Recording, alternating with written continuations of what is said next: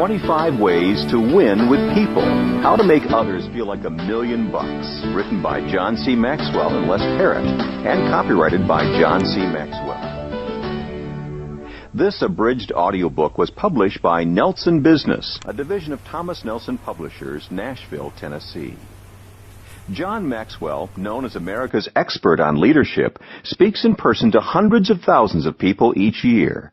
He has communicated his leadership principles to Fortune 500 companies, the United States Military Academy at West Point, and sports organizations such as the NCAA, the NBA, and the NFL. Maxwell is the author of over 30 books, including the 21 Irrefutable Laws of Leadership and Developing the Leader Within You, both of which have sold more than 1 million copies. Les Parrott is a professor of clinical psychology at Seattle Pacific University. He has written several books with his wife Leslie, including Saving Your Marriage Before It Starts and Becoming Soulmates. Chapter 1. Start with yourself. If you want to win with people, you've got to be a winner yourself, or at the very least be on your way to becoming one. There's no avoiding this simple fact. Let me say it straight. If you try to practice the ways of winning with people that you are about to learn in the following chapters before you give serious attention to how you could become a winner yourself, you'll be sorely disappointed. However, if you will first take the time to focus on yourself, you'll soon be ready to focus on others. 1. You can't be happy without being healthy. Psychology used to think it was critical to focus on and then eliminate negative emotions. We now know there is a better way. A new generation of research has shifted psychology's primary analysis from that of misery to an understanding of wellness. The new research reveals that you can't be happy simply by being unencumbered by depression, stress, or anxiety. No, you can't be happy unless you are healthy. And there's a lot more to health than not being sick. Emotional health is more than the absence of dysfunctional emotions. Emotional health is at the center of winning with people. Secondly, you can't give what you don't have. Like every other psychologist in training, when I first began my graduate education, I was urged to get into psychotherapy myself.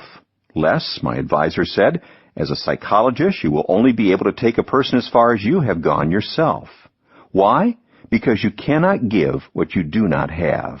You cannot enjoy others until you enjoy yourself. The bottom line, if you are not becoming a winner, you will find it almost impossible to win with others. But here's the good news. Your desire and attempts to win with others help to make you a winner. Everyone has little anxieties and insecurities. If I were to ask you to describe a winning person, a person who is whole and healthy, you might say something about this person being confident, warm, kind, stable, giving, and so on. And you'd be right in a sense. But there's more to becoming a winner than having a list of enviable attributes. Being a winner comes down to one thing, your value. Winners are valuable. Ask any star athlete or gold medalist who has just signed a multi-million-dollar endorsement deal. But truth be told, being a winner in the purest sense of the word has nothing to do with your performance, your salary, or your earning potential. It has to do with your value and whether or not you have owned it. When you embrace your own personal value, when you are secure in who you are, then you have become a winner. Here are just a few ways of doing that. Recognize your value. I was on a speaking platform with my friend Gary Smalley when he did something that captivated the crowd. Before an audience of nearly 10,000 people, Gary held out a crisp $50 bill and asked them, who would like this $50 bill? Hands started going up everywhere. I'm going to give this $50 to one of you, he said, but first let me do this. He proceeded to crumple up the bill. Then he asked, who still wants it? The same hands went up in the air. Well, he continued, what if I do this? He dropped it on the ground and started to grind it into the floor with his shoe. He picked it up, all crumpled and dirty. Now, who still wants it? Again, hands went into the air. You have all learned a valuable lesson, Gary said. No matter what I do to the money, you still want it because it doesn't decrease in value. It is still worth $50. Gary's simple illustration underscores a profound point. Many times in our lives, we are dropped, crumpled, and ground into the dirt by the decisions we make or the circumstances that come our way. We may feel as though we are worthless, insignificant in our own eyes and in the eyes of others. But no matter what has happened or what will happen, we never lose our value as human beings. Nothing can take that away. Never forget that. Accept your value. How many times have you heard people say, "He has issues"? What they mean is that the person is stuck. The person is not healthy. He's got a hang-up. He's uncomfortable in his own skin. It's what we psychologists are getting at when we talk about self-acceptance. Let's face it, all of us walking around on this planet have insecurities and issues that we wish we could change about ourselves. But certain things we can't. Some things about us just are. Maybe you weren't born with the kind of looks you would like, or you aren't as tall as you desire. Your genes dealt you a hand that you've eventually got to accept. Either that, or you reject your personal value and spend your days trying to compensate for your insecurities. You become hung up, stuck on not being dealt a better hand. Increase your value. Perhaps you already recognize and accept your value. Maybe you know at the center of your being, deep in your soul, that you are loved by God and are of inestimable value. Congratulations! The next step is to increase your value to others by solving as many of your problems as you can. In other words, you need to maximize who you are by overcoming or fixing those things that are within your power to change. You may struggle with a hair-trigger temper, for example. Maybe you have difficulty setting boundaries or taking responsibility. Maybe you have some bad habits, or perhaps your attitude needs an overhaul. All of us have hurdles we can overcome. 45% of Americans report that they would change a bad habit if they could. The truth is, they can change. Each of us can improve ourselves whenever we decide to. Believe in your value. Once you've recognized your value, accepted it, and increased it, you've eventually got to believe it. You've got to believe it with such conviction that you'd be willing to bank on it. Chuck Wepner never learned this lesson. As a boxer, he earned the nickname the Bayonne Bleeder because of the punishment he took even while winning. In the boxing world, he was what's called a catcher, a fighter who often uses his head to block the other guy's punches. Wepner continually pressured his opponent until he either won or got knocked out. He never cared how many shots he had to absorb before landing a knockout blow. Trainer Al Braverman called him the gutsiest fighter I ever met. He was in a league of his own.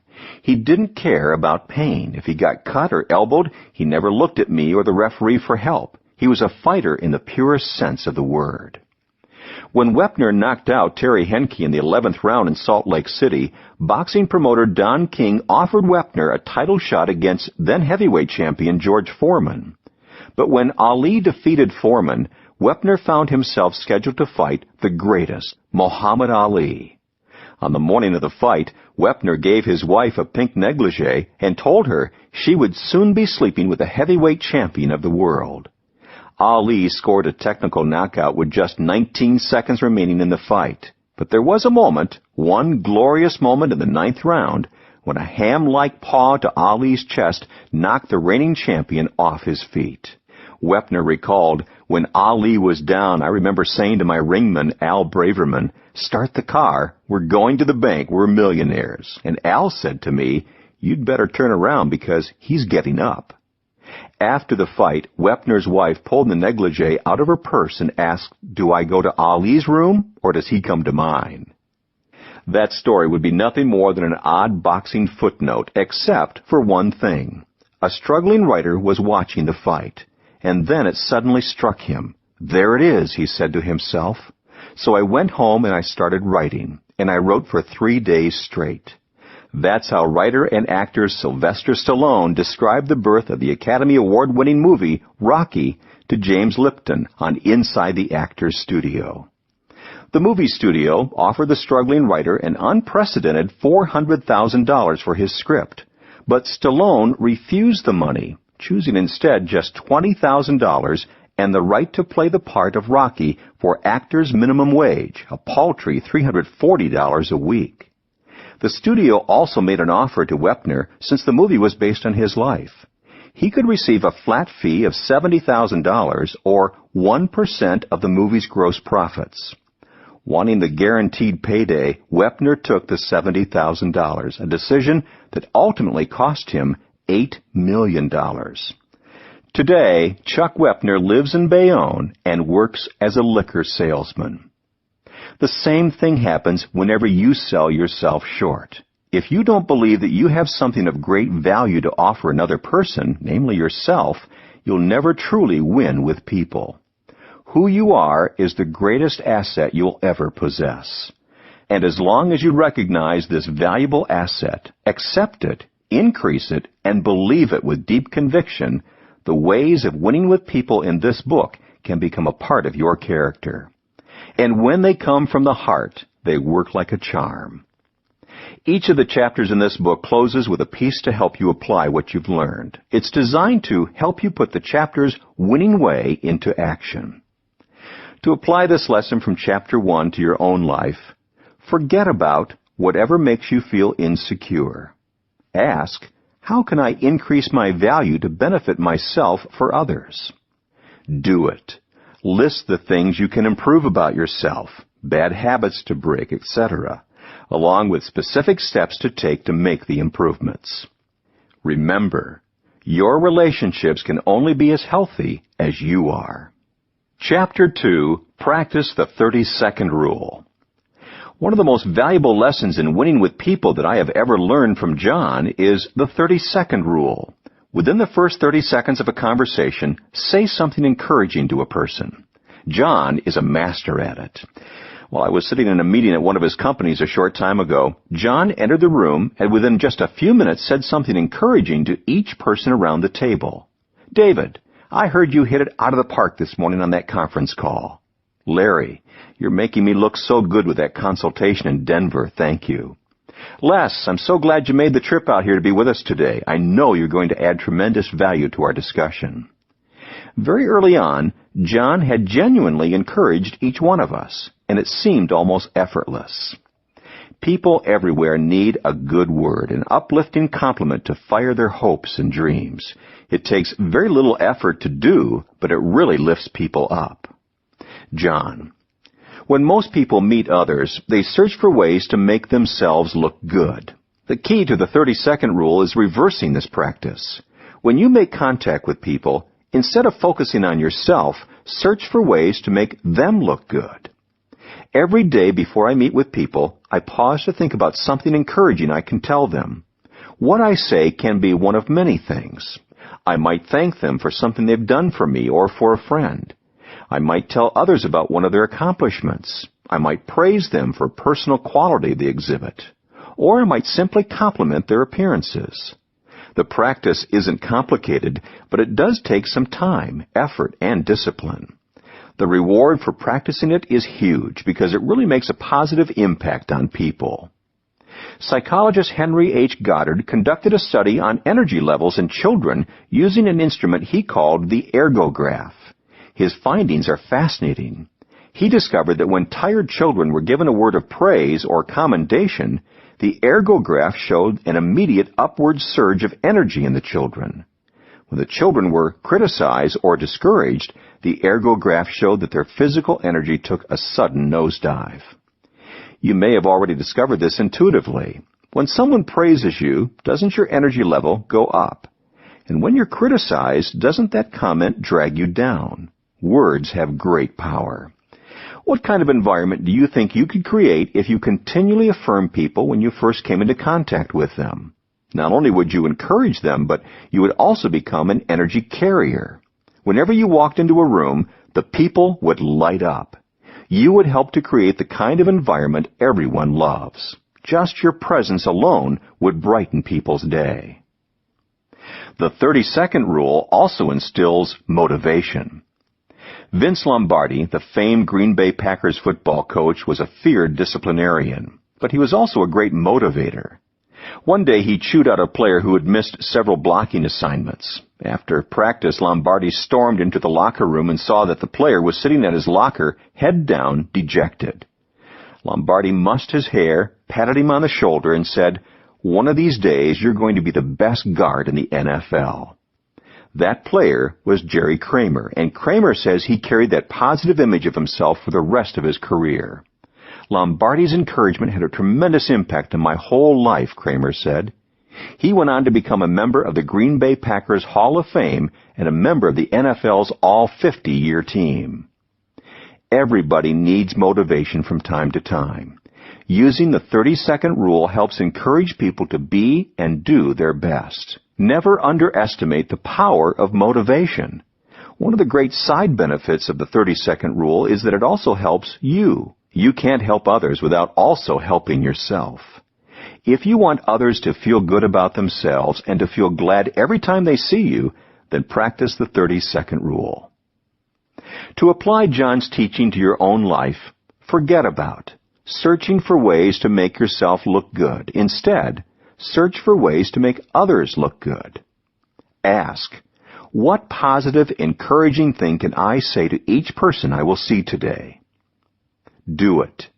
Give everyone you meet the AAA treatment: attention, affirmation, and appreciation. Remember, within the first 30 seconds of a conversation, say something encouraging. Chapter 3. Let people know you need them. Less. One day I asked John the secret to getting people to join a team, and he told me it could be found in a single sentence: I can't do it without you. He went on to say that great leaders stumble when they believe people need them, instead of recognizing that the very opposite is true. Leaders can become great, said John, only when they realize that they are the ones who need people. John: the day I realized I could no longer do everything myself was a major step in my development as a person and as a leader. I've always had vision, plenty of ideas, and vast amounts of energy. But when the vision gets bigger than you really only have two choices: give up on the vision or get help. I chose the latter. No matter how successful you are, no matter how important or accomplished, you do need people. That's why you need to let them know that you cannot win without them. President Woodrow Wilson said, "We should not only use all the brains we have, but all that we can borrow." Why stop with just their brains? Enlist people's hands and hearts, too. Have you ever stopped to ask someone for directions? You roll down your car window and ask a passerby, "Can you tell me how to find Larry's Market?" Nearly every time people stop whatever they're doing and help if they can, even if it means crossing the street or standing in traffic. They may even repeat the directions a couple of times to make sure you get it. Why? Because whenever a person feels that he or she knows something you don't, it gives that person an ego boost. Everyone likes to be an expert, even if it's just for a moment. It gives them a great sense of superiority and of accomplishment when they help. That translates into an increased sense of self-worth, and it all stems from the universal need to be needed. People need to know they need people. It marks a big step in your development when you come to realize that other people can help you do a better job than you could do alone, said steel magnate and philanthropist Andrew Carnegie. Sadly, many people never achieve that level of maturity or insight. Some people still want to believe that they can achieve greatness alone. We all need people, and if we don't know it, we're in trouble. People need to know they are needed. Every human being longs for a life of significance. We all need to know we are needed and that what we offer to others is of value. People need to know that they helped. Whenever someone tells how valuable the people on my team are to them, I encourage them to tell the individuals who were so helpful. Why? Because people need to know that they helped someone. Good leaders make people feel that they're at the very heart of things, not at the periphery, says author and leadership expert Warren Bennis. Everyone feels that he or she makes a difference to the success of the organization. When that happens, people feel centered, and that gives their work meaning. It's not a sign of weakness to let others know you value them. It's a sign of security and strength. When you're honest about your need for help, specific with others about the value they add, and inclusive of others as you build a team to do something bigger than you are, everybody wins. To apply John's teaching to your own life, forget about a prideful attitude that causes you to prove how capable you are without the help of others. Ask, who specifically can help me do a better job than I can do alone? Who is just waiting to be asked to join in what I am doing? Do it. Sincerely ask others for input or help and attend carefully to what they have to say. Remember, individuals who win with people make others feel that they are at the very heart of things, not at the periphery. Chapter 4. Create a memory and visit it often. Less. One day when John was scheduled to speak to 3,000 young leaders in Phoenix at an event, as he stepped onto the platform, he realized his host had something different in mind. He didn't want me to speak at all, John explained. The group that was gathered had been reading his books and listening to his tapes through the years and had planned a surprise. Instead of having John speak to them, they wanted to speak to John. So they had him sit on the platform and simply listen as they honored him. One after another, 12 pre-selected leaders from the audience came up to the podium to tell the group about how John's teaching had made an impact on his or her life. It was completely unexpected, John said, and not only did they shower me with kind words, but each speaker presented me with a memento, a tangible remembrance of something they said they had learned from me. I was completely overwhelmed by the experience. One person gave John a beautiful painting with 2 images, one of a child reading one of John's books, and another of the child as a grown man coaching others. Les, John said, tears in his eyes and his voice cracking, I don't know how many times I've reminisced about that day. I keep the mementos around my office to relive it. That experience meant so much to me, and it renewed my desire to create memories for others. John.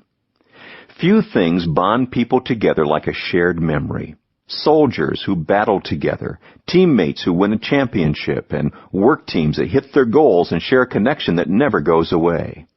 Married couples who experience rough times can often look back on their earlier experiences together to keep them going. Families bond when they rough it on camping trips or share adventures on vacation and then love recounting their experience years later. Some memories come as the result of circumstance, but many can be proactively created. The richest memories are often those we plan and intentionally create. Here are some hints for creating memories that will help you win with people. 1. Make something happen. Memories don't find us, we find them. Even better, if we are intentional, we can make memories. If you mention the word chariot to friends Dan and Patty Reland or Tim and Pam Elmore, I can tell you exactly what will come to mind. A crisp autumn day in New York City when we did something that still makes us laugh.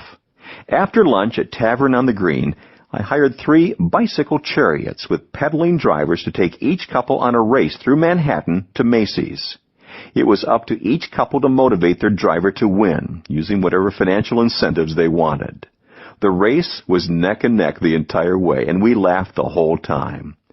We still laugh when we think about it or look at the photos we took that day, but it never would have happened if we hadn't initiated it.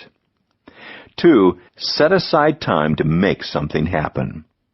For years, parents have debated the issue of quality time versus quantity of time, and as a father and grandfather, I have discovered that it takes quantity time to find quality time. If you don't carve out the time, you can't create the memory. Haven't you found that most memories you have are with the people you spend the most time with? I know that's true for me. If you want to make memories with your family, spend more time with them. If you want to create memories with your employees, you won't do it behind the door of your office. You simply can't make memories with people if you don't take time to be with them. 3. Plan for something to happen. Most people don't lead their lives, they accept their lives. They wait for memorable experiences to happen, never giving a thought to planning an experience that will make a memory. One of the most extravagant memories I ever planned was with Margaret, my wife, for our 25th wedding anniversary. We decided to share it with 30 of our closest friends. We chartered a yacht and picked up everyone in San Diego Bay. Once on board, we had a delectable meal and then surprised the group by having Frankie Valens entertain us with some of his trademark songs like 16 Candles. Our friends loved it. But the most memorable highlight of the evening was created when Margaret and I said a few words about each person and why that person held such a special place in our hearts. That night is not only a great memory for Margaret and me, but it is a great memory for the people who attended too. 4. Find a way to make something happen. What do you do when you find yourself at an event where you expect to share a memory, but nothing seems to happen? You get creative. I've been asked over and over to tell the story of the Holiday Bowl I attended in San Diego with friends about 15 years ago. The game was so dull that I ended up buying newspapers for everyone in my section so that we would have something to do. Another guy nearby, not to be outdone, bought 100 bags of peanuts and distributed them to everybody in the section. The two of us got a standing ovation, and soon the news crews were more focused on us than the game. I don't remember the score or much about the game, but it's a night I'll never forget. Neither will the buddies who went with me. 5. Show that something happened. Almost anything you do today will be forgotten in just a few weeks, says John McCrone. The ability to retrieve a memory decreases exponentially unless boosted by artificial aids such as diaries and photographs. Don't you find that to be true? Do you keep pictures or souvenirs in your desk where you can see them? Do you carry photos of people you love in your wallet? Do you have a trophy, plaque, game ball, or other award on a shelf where you and others can see it? We all have things we love, not because they have any material value, but because they remind us of places we've been or things we've done. When you help someone else create a memory, give that person something to remember it by. That's great advice. 6. Relive the memory. Talk about what happened. The most important part of creating a memory is reliving it. It's the payoff. Many times when I travel with others at the end of our trip, I ask them to share a favorite memory. It often leads to rich conversations. Or I write a note to someone soon after to share my own favorite memory. It creates a connection that bonds us together and makes both of us feel great. To apply John's teaching to your own life, forget about trying to have quality time to make a memory if you aren't willing to invest the quantity of time it requires. Ask, what memories have I already created with people in my life that we need to relive together? Do it. Plan an experience that will commemorate an achievement or milestone that people will talk about years from now, and don't forget to create a memento of it. Remember, we shouldn't wait for memories to happen to us. We need to make memories happen. Chapter 5. Compliment people in front of other people. John. The most fundamental and straightforward way of winning with people is to give them a compliment, a sincere and meaningful word of affirmation. If you want to make others feel like $1,000,000, you've got to master this elementary skill. And it's essential that you learn to give your compliments in front of others as well as one-on-one. Why? Because that private compliment turned public instantly and dramatically increases in value. Here are reasons why that's so important. For one, people want to feel worthwhile in life. Everyone has an invisible sign hanging from his neck, says Mary Kay Ash. It says, "Make me feel important." Mary Kay drilled this principle into her sales team. She told them again and again, never forget this message when working with people. She knew compliments and affirmation were critical to enjoying success with others. And by the way, it's one of the reasons she was so successful. With her life savings of $5,000 and the help of her then 20-year-old son, she launched Mary Kay Cosmetics in 1963. The company now has more than 500,000 independent beauty consultants in 29 markets worldwide, and Mary Kay Inc. is ranked as one of the 100 best companies to work for in America. Mary Kay, like every other person who wins with people, knew that people want to feel worthwhile, and when you continually keep this in mind, you can't help but give compliments freely. Secondly, compliments affirm people and make them strong. To affirm is to make firm. An affirmation is a statement of truth you make firm in a person's heart when you utter it. As a result, it cultivates conviction. For example, when you compliment a person's attitude, you reinforce it and make it more consistent. Because you notice it in a positive way, he will be more likely to demonstrate that same attitude again. Likewise, when you affirm people's dreams, you help their dreams become more real than their doubts. Like the repetition of a weightlifting regimen, routine compliments build up people's qualities and strengthen their personalities. And thirdly, compliments in front of others are the most effective ones you can give.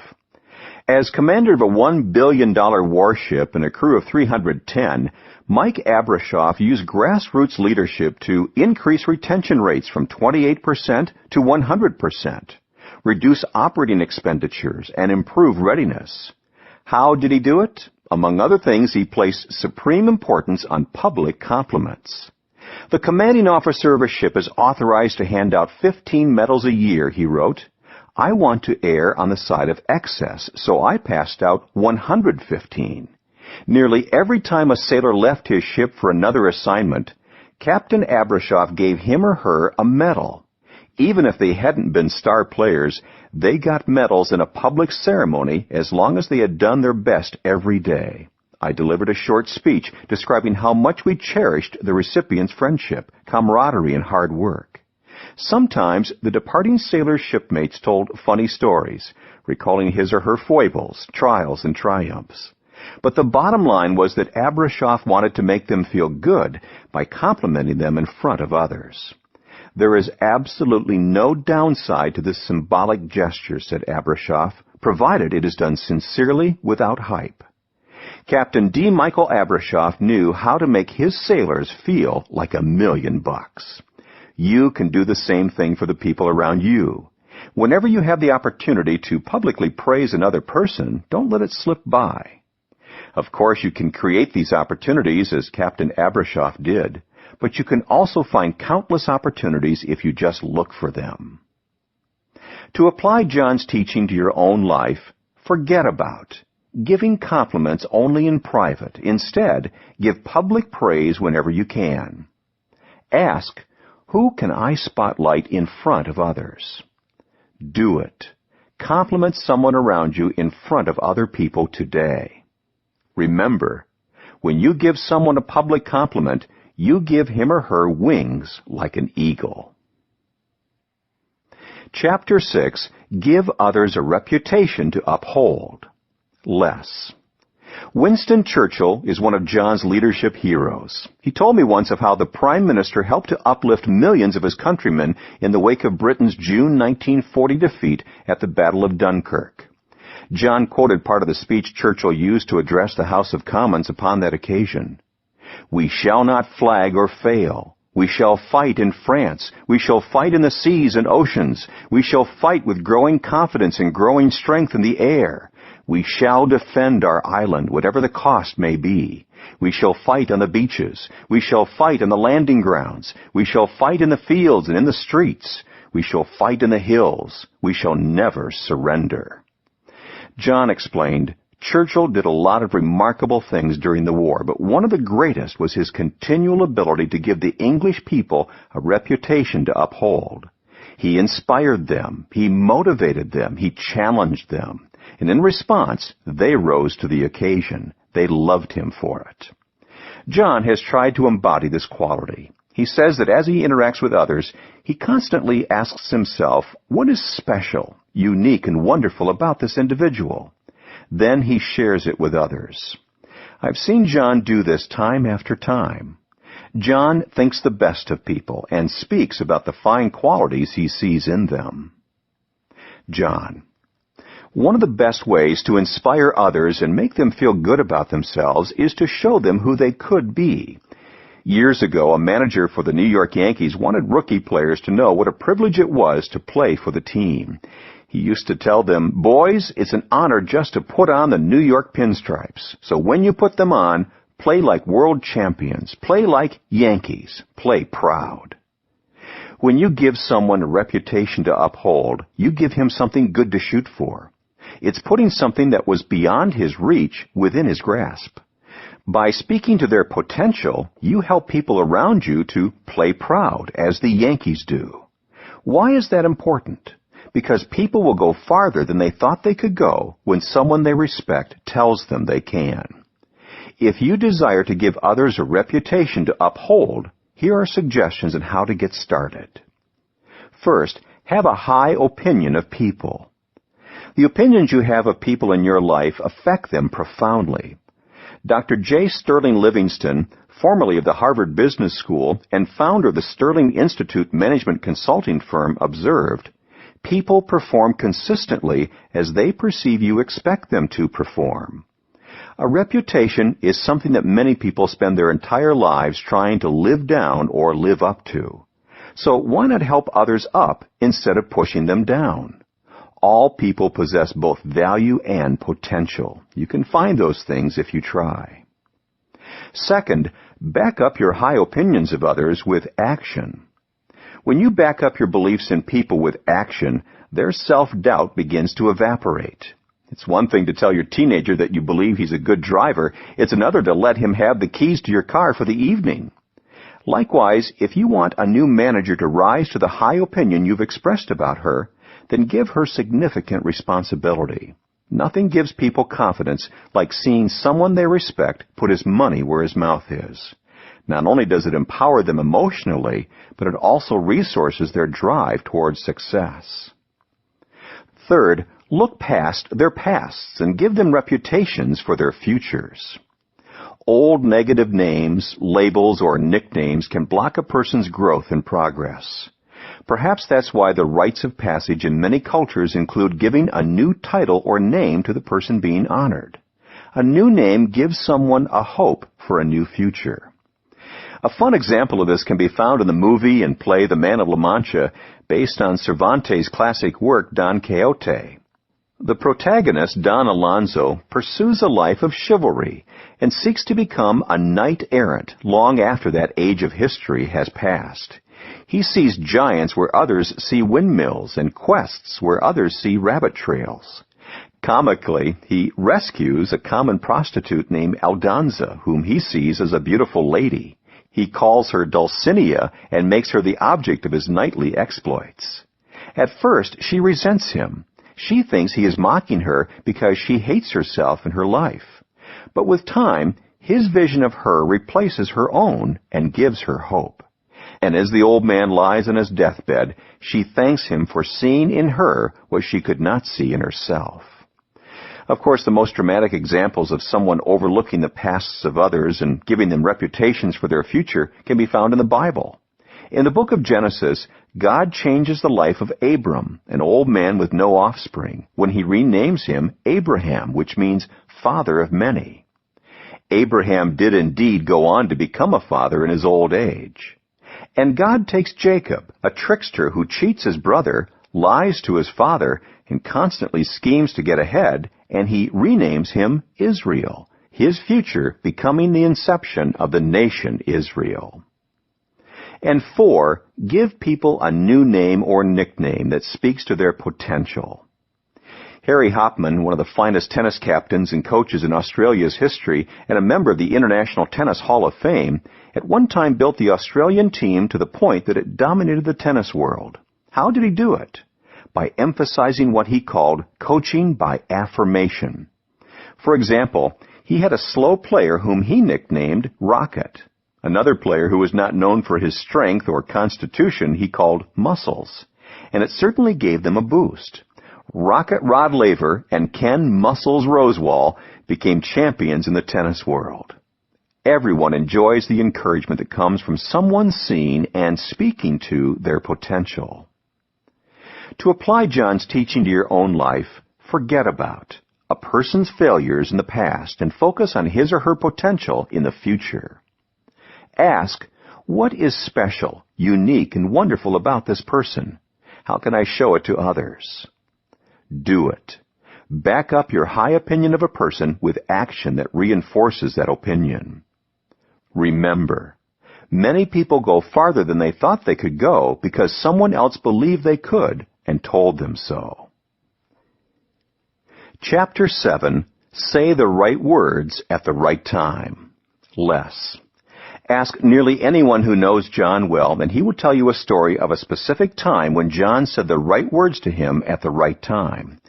One of the most touching I heard while working on this book came from Dan Ryland, John's close friend and former right-hand man. John has done this so often in my life, explained Dan, but the time that stands out above all the others is when my mother died. Her death was sudden and unexpected. Dan promptly got word to John, who was out of town at the time. John and Margaret quickly changed their plans and flew back home to San Diego.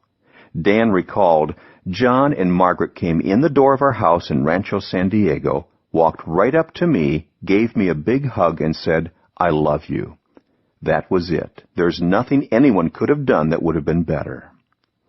People who have not been around John up close and personal are sometimes surprised to find out how good he is at saying the right words at the right time. They're used to his public persona as a speaker, where he also excels at communication and timing. But what they may not realize is that John is a genuine encourager who loves to help people and who really understands them both on and off stage. The right words at the right time are like a soothing breeze of encouragement. John. Most people recognize that words have incredible power, but saying the right words is not enough. Timing is crucial. Sometimes the best thing we can do for someone else is to hold our tongue. When tempted to give advice that's not wanted, to show off, to say, I told you so, or to point out another's error, the best policy is to say nothing. As 19th century British journalist George Sala advised, we should strive not only to say the right thing in the right place, but far more difficult, to leave unsaid the wrong thing at the tempting moment. When is it time to speak up? How can you best encourage others using the right words at the right time? Keep these thoughts in mind. First, be sensitive to time and place. It's said that during one of the last major offensives of World War II, General Dwight Eisenhower was walking near the Rhine and came upon a GI who seemed depressed. How are you feeling, son? He asked. General, the young man replied, I'm awful nervous. Well, Eisenhower said, you and I are a good pair then, because I'm nervous too. Maybe if we just walk along together, we'll be good for each other. The first key to saying the right thing at the right time is paying attention to the context. That is one of the secrets of successful communication to a large audience, and it is just as important when talking with someone one-on-one. King Solomon of ancient Israel was speaking to this truth when he wrote, like apples of gold in settings of silver is a word spoken in right circumstances. If you can learn to be sensitive to your setting, you've won half the battle in saying the right words at the right time. Secondly, say it from the heart. It's not just what you say and when you say it, it's also how you say it. A Peanuts comic strip shows Lucy saying to pianist Schroeder, do you think I'm the most beautiful girl in the world? Naturally, she has to ask several times in different ways until Schroeder, to be finally rid of her, says, yes. Lucy mopes disconsolately and comments, even when he says it, he doesn't say it. People can tell the difference between hollow words and something that is said from the heart. Saying the right words at the right time can do more than just make a person feel good in the moment. It can have an impact that is positive and lasting. Painter Benjamin West said that he loved to paint as a youngster. When his mother left the house, he would get out the oils and try to paint. One day when he pulled out paints, brushes, paper, and various other implements, he made quite a mess. When he realized his mother would be home soon, he tried desperately to get everything cleaned up, but he didn't make it.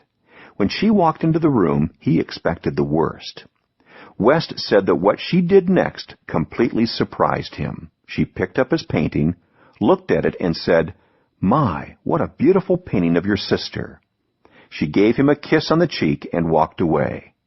With that kiss, West said, he became a painter. I don't know what kind of experience you had growing up. Perhaps, like me, you had parents who understood the power of encouragement. If not, what would you have given to have someone speak into your life at the right time, a parent, teacher, coach, or pastor? Whether or not you received it then, you can give it now. Look for opportunities to uplift others with your words. It just might change their lives. To apply this teaching in your own life, forget about what you want to say and focus on what the other person needs to hear. Ask, what would I want to hear if I was in this person's shoes? Do it. Change someone's day or maybe even his entire life by saying the right words at the right time from the heart. Remember, like apples of gold and settings of silver is a word spoken in the right circumstances. Chapter 8, Encourage the Dreams of Others. John. I consider it a great privilege when people share their dreams with me. It shows me a great deal of courage and trust. And at that moment, I'm conscious that I have great power in their lives. That's no small matter. A wrong word can crush a person's dream. The right word can inspire him or her to pursue it. If someone thinks enough of you to tell you about his or her dreams, take care. Actress Candice Bergen commented, "Dreams are, by definition, cursed with short lifespans." I suspect she said that because there are people who don't like to see others pursuing their dreams. It reminds them of how far they are from living their own dreams. As a result, they try to knock down anyone who is shooting for the stars. By talking others out of their dreams, critical people excuse themselves for staying in their comfort zones. Never allow yourself to become a dream killer. Instead, become a dream releaser. Even if you think another person's dream is far-fetched, that's no excuse for criticizing them. Have you given up on one of your dreams? Have you buried a hope that once looked bright and gave you energy? If so, what did it do to you?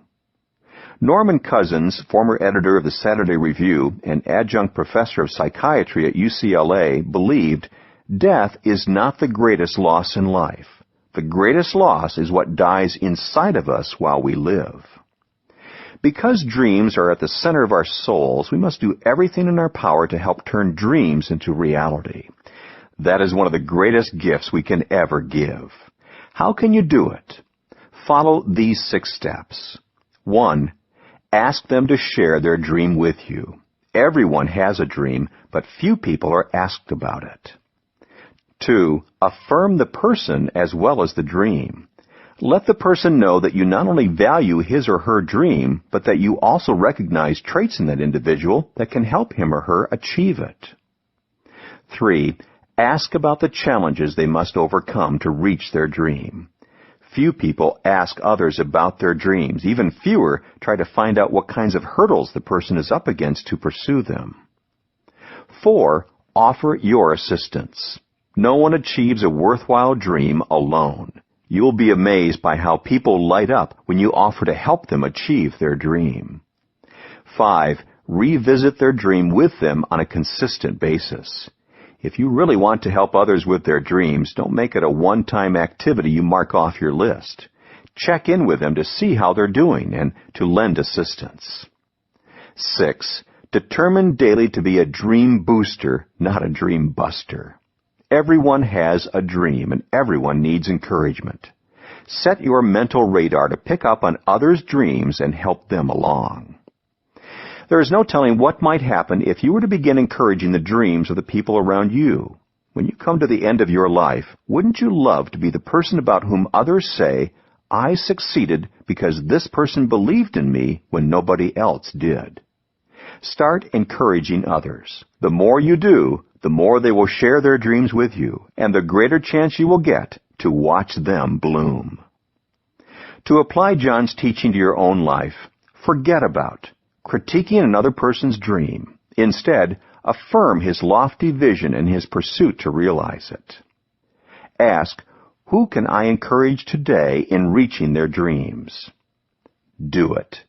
Offer specific help in bringing another person closer to making his or her dream a reality.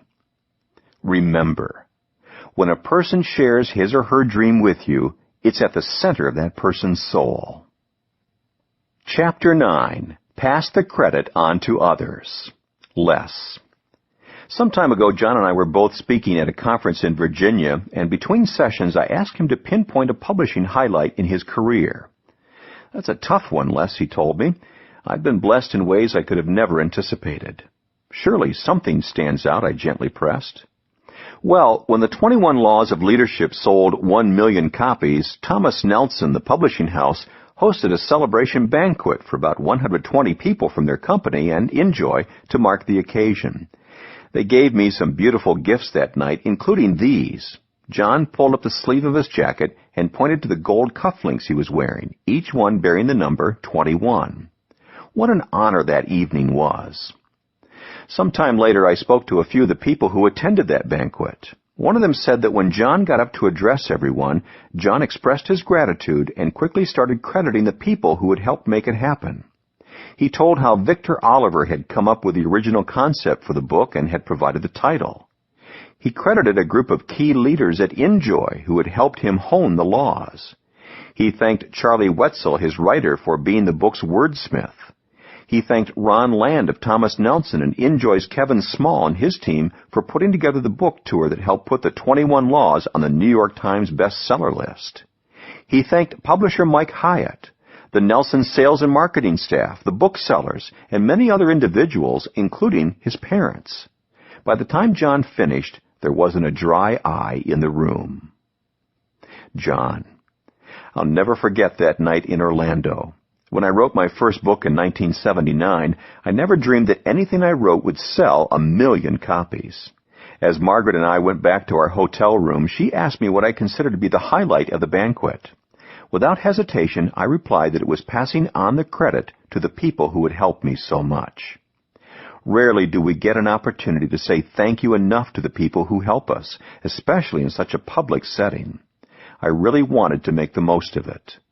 Not only does it make me feel good to share my success I might have, but it uplifts others and makes them feel like $1 million.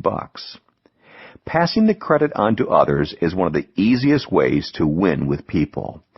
If you'd like to practice it, here are a few suggestions to get you started. 1. Check your ego at the door. The number one reason people don't pass along credit to others is that they think it will somehow take away from them. Many people are so insecure that they constantly feed their egos to compensate for it.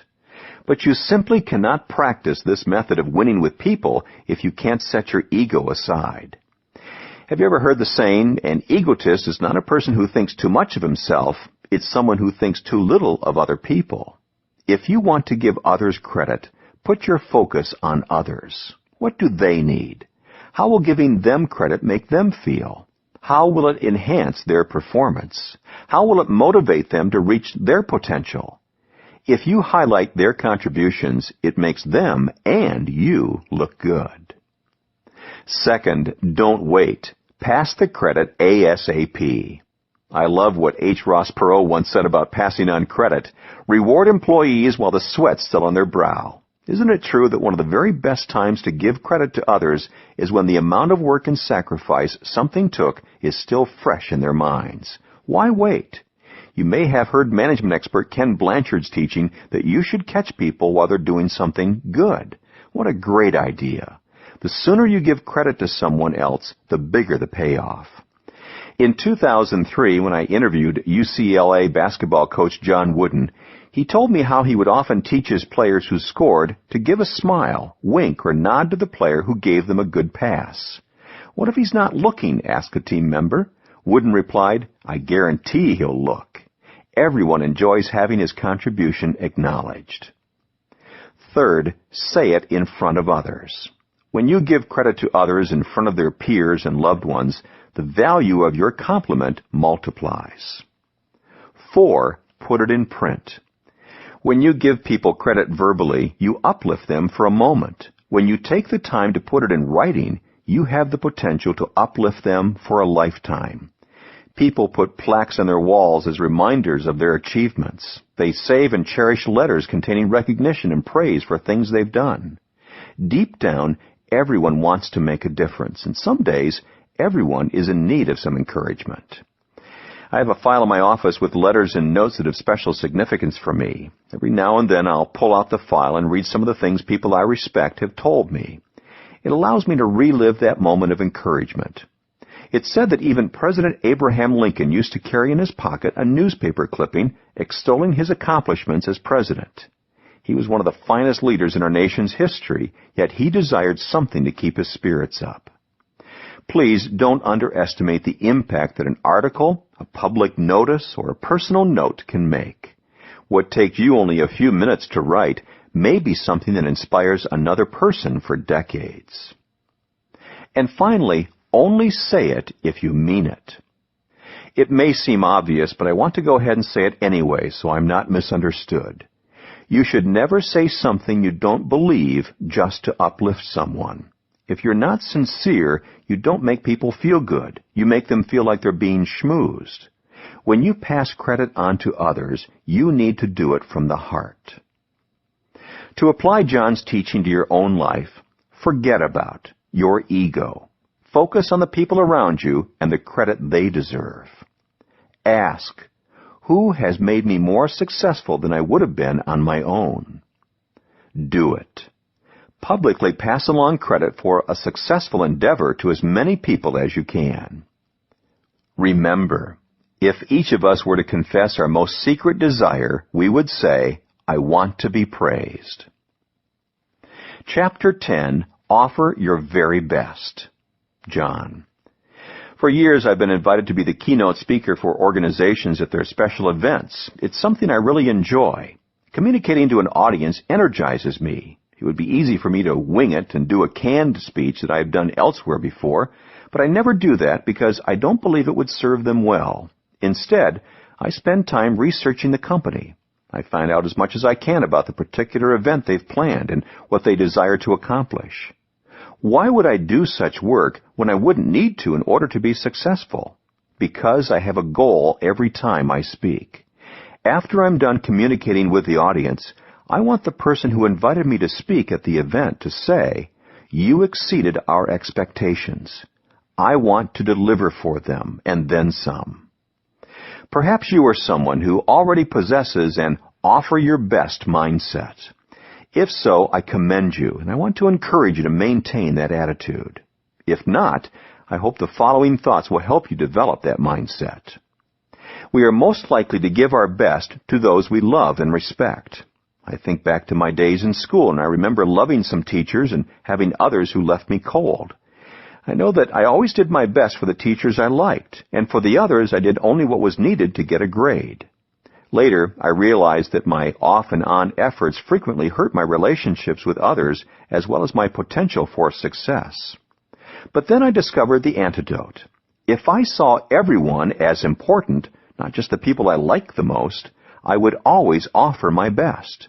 That change in attitude prompted a change in my actions. Most moments in life become special only if we treat them that way. The average day is average only because we don't make it something more. The most excellent way to elevate an experience is to give it our best. That makes it special. An average conversation becomes something better when you listen with great interest. A common relationship transforms when you give it uncommon effort. An unremarkable event becomes something special when you spice it up with creativity. You can make anything more important by giving your best to it. More than 30 years ago, I memorized a quote that has shaped the way I live. My potential is God's gift to me. What I do with my potential is my gift to Him. I believe I am accountable to God, others, and myself for every gift, talent, resource, and opportunity I have in life. If I give less than my best, then I am shirking my responsibility. I believe UCLA coach John Wooden was speaking to this idea when he said, "Make every day your masterpiece. If we give our best all the time, we can make our lives into something special, and that will overflow into the lives of others." There's a story I love about President Dwight Eisenhower. He once told the National Press Club that he regretted not having a better political background so that he would be a better orator. He said his lack of skill in that area reminded him of his boyhood days in Kansas when an old farmer had a cow for sale. The buyer asked the farmer about the cow's pedigree, butterfat production, and monthly production of milk. The farmer said, "I don't know what a pedigree is, and I don't have any idea about butterfat production, but she's a good cow, and she'll give you all the milk she has." That's all any of us can do. Give all that we have. That's always enough. To apply John's teaching to your own life, forget about doing the minimum required to get by and focus instead on your maximum effort. Ask, what can I do for someone who could never repay me? Do it. Voluntarily give beyond what is required. Remember, everyone appreciates a person who gives his very best. Chapter 11. Share a secret with someone. John. A Sicilian proverb says, "Only the spoon knows what is stirring in the pot." When you allow another person to know what is stirring within you, giving them a taste of a plan or idea, you instantly make a meaningful connection with them. Who doesn't want to know what's going on in the mind of someone they care about? You can make sharing a secret part of your everyday life using everyday things. The first time you share something with others, aren't you sharing something that has been secret up to that moment? Why not let the person to whom you're talking know that you're revealing it for the first time? That makes him feel special. Sharing a secret with someone is really a matter of two things: reading the context of a situation and desiring to build up the other person. If you do those two things, you can learn this skill. As you try it out, keep these three things in mind. 1. Sharing a secret means giving valuable information. When you share a secret, the information needs to be something that the people you're talking to care about. It plays to their interests or meets a felt need they possess. For example, 2 experienced deep-sea fishermen decided to go ice fishing. They each chopped holes in the ice, put worms on their hooks, dropped their lines into the water, and waited. After 3 hours, they had caught nothing. As they sat, they watched a boy come along and cut a hole in the ice midway between them. He put a worm on his hook, dropped his line into the water, and almost instantly he caught a fish. The boy repeated the process and quickly had a catch of more than a dozen fish. The 2 other fishermen watched and were flabbergasted. Finally, one of the men approached the boy and said, "Young man, we've been here for more than 3 hours and haven't caught a single fish. You've caught at least a dozen in just a few minutes. What's your secret?" The boy mumbled an answer, but the man didn't catch a word of it. Then he noticed a large bulge in the boy's left cheek. "Please, could you take the bubble gum out of your mouth so I can understand what you're saying?" the man said. The boy cupped his hands, spat it out, and said, "It's not bubble gum, it's my secret. You've got to keep the worms warm." 2. Sharing a secret makes people feel special.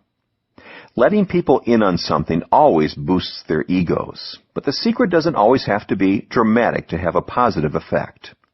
For example, when I play golf, I usually carry a laminated card with me that contains tips given to me by golf pro Scott Simoniak.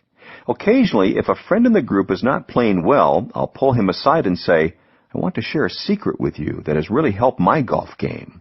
Then I'll pull out the card and show him the 6 basic things a golfer must know and do.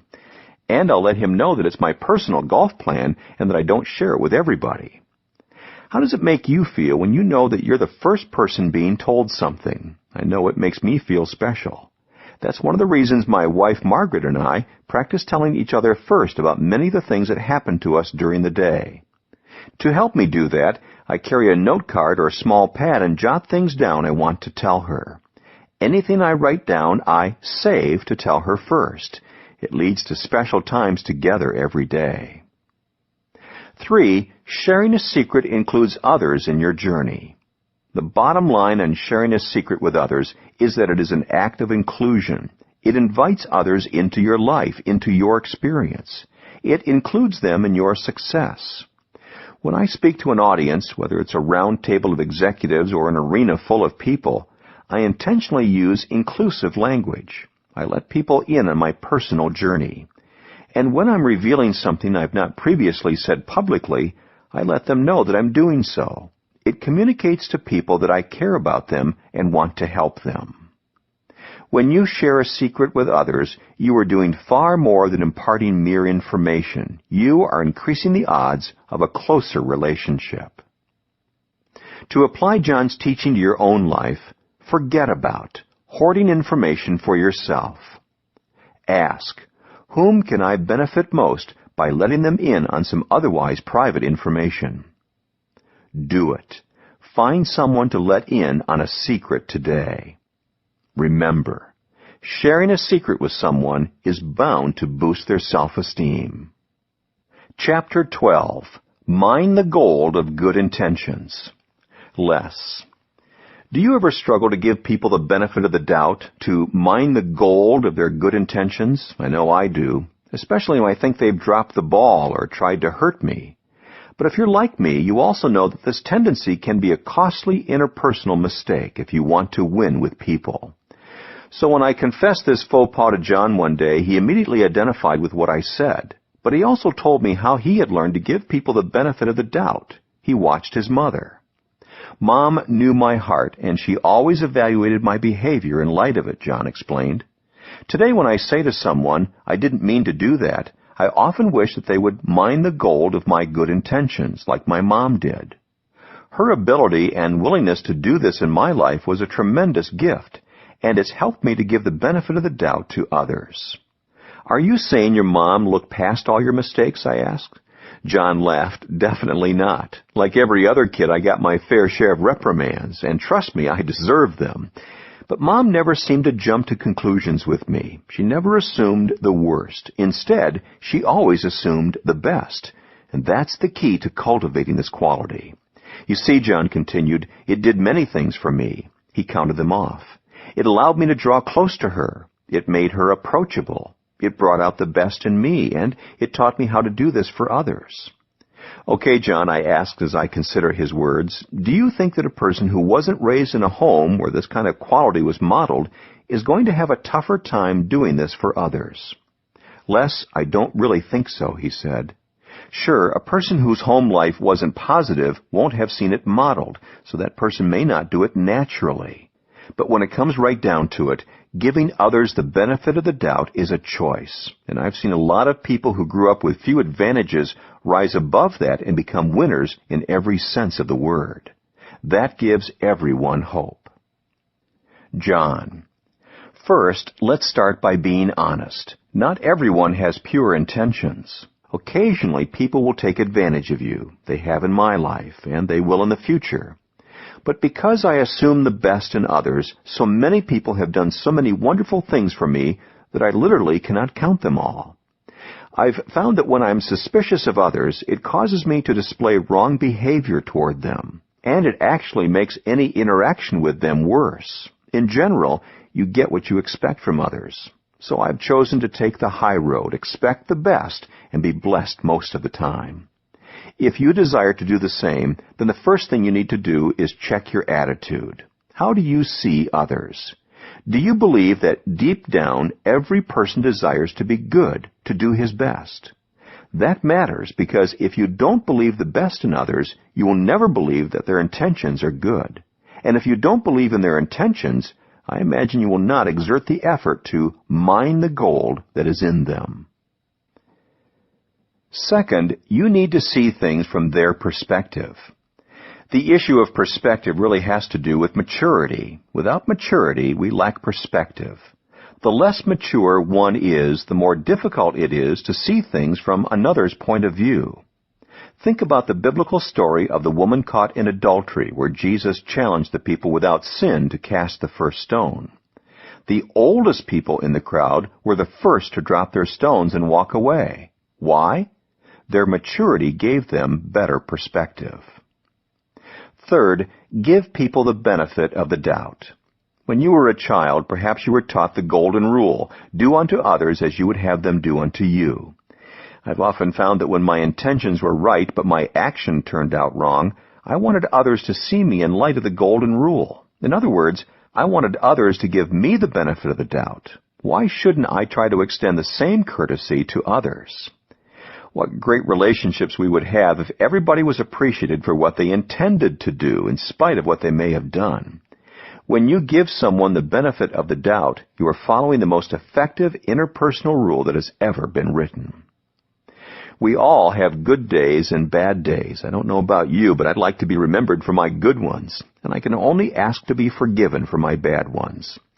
Fuller Theological Seminary professor David Augsburger says, "Since nothing we intend is ever faultless, and nothing we achieve without some measure of finitude and fallibility we call humanness, we are saved by forgiveness.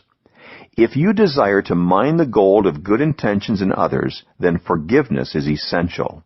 And it's rarely a one-time thing. Civil rights leader Martin Luther King Jr. was right when he said, 'Forgiveness is not an occasional act. It is a permanent attitude.' And remember, it is with the attitude with which you judge others that you will also be judged. If you mine the gold of good intentions in your relationship with others, then people will more likely do the same for you." To apply John's teaching to your own life, forget about justice. Instead, focus on grace and forgiveness. Ask, how would I feel and what would I do if I were in this person's shoes? Do it. Practice the golden rule by appreciating what others intend, not only what they do, just as you would like for them to do with you. Remember, if I fail to believe in the best of others, I will not give the effort to mine the gold contained in them.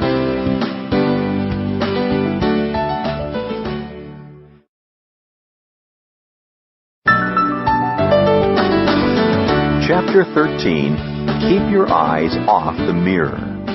John. The entire population of the world, with one minor exception, is composed of other people.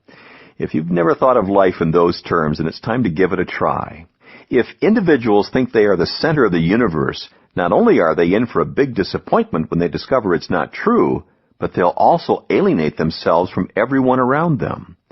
I've never met a person that truly wins with other people who has not mastered the ability to keep his eyes off the mirror and serve others with dignity.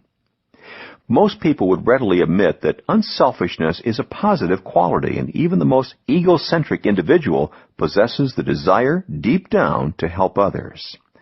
The problem sometimes is changing our behavior so that we get in the habit of focusing on others instead of on ourselves. Here are a few thoughts to help you remember to keep your eyes off the mirror. If you grew up in the 1950s and 60s, you may remember Danny Thomas, the entertainer who starred in the TV show Make Room for Daddy. Thomas observed, "All of us are born for a reason, but all of us don't discover why. Success in life has nothing to do with what you gain in life or accomplish for yourself. It's what you do for others." Not only did Thomas believe that, but he also lived it. As a successful entertainer and television star, he could have done nothing but enjoy the benefits of his achievement. But he desired something more. He founded St. Jude's Hospital, a research facility that focuses on treating children who suffer from catastrophic diseases.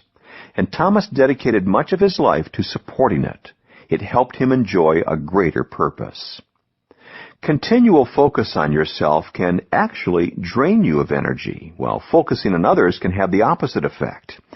My friend Bill McCartney knew this back when he was head football coach for the University of Colorado Buffaloes.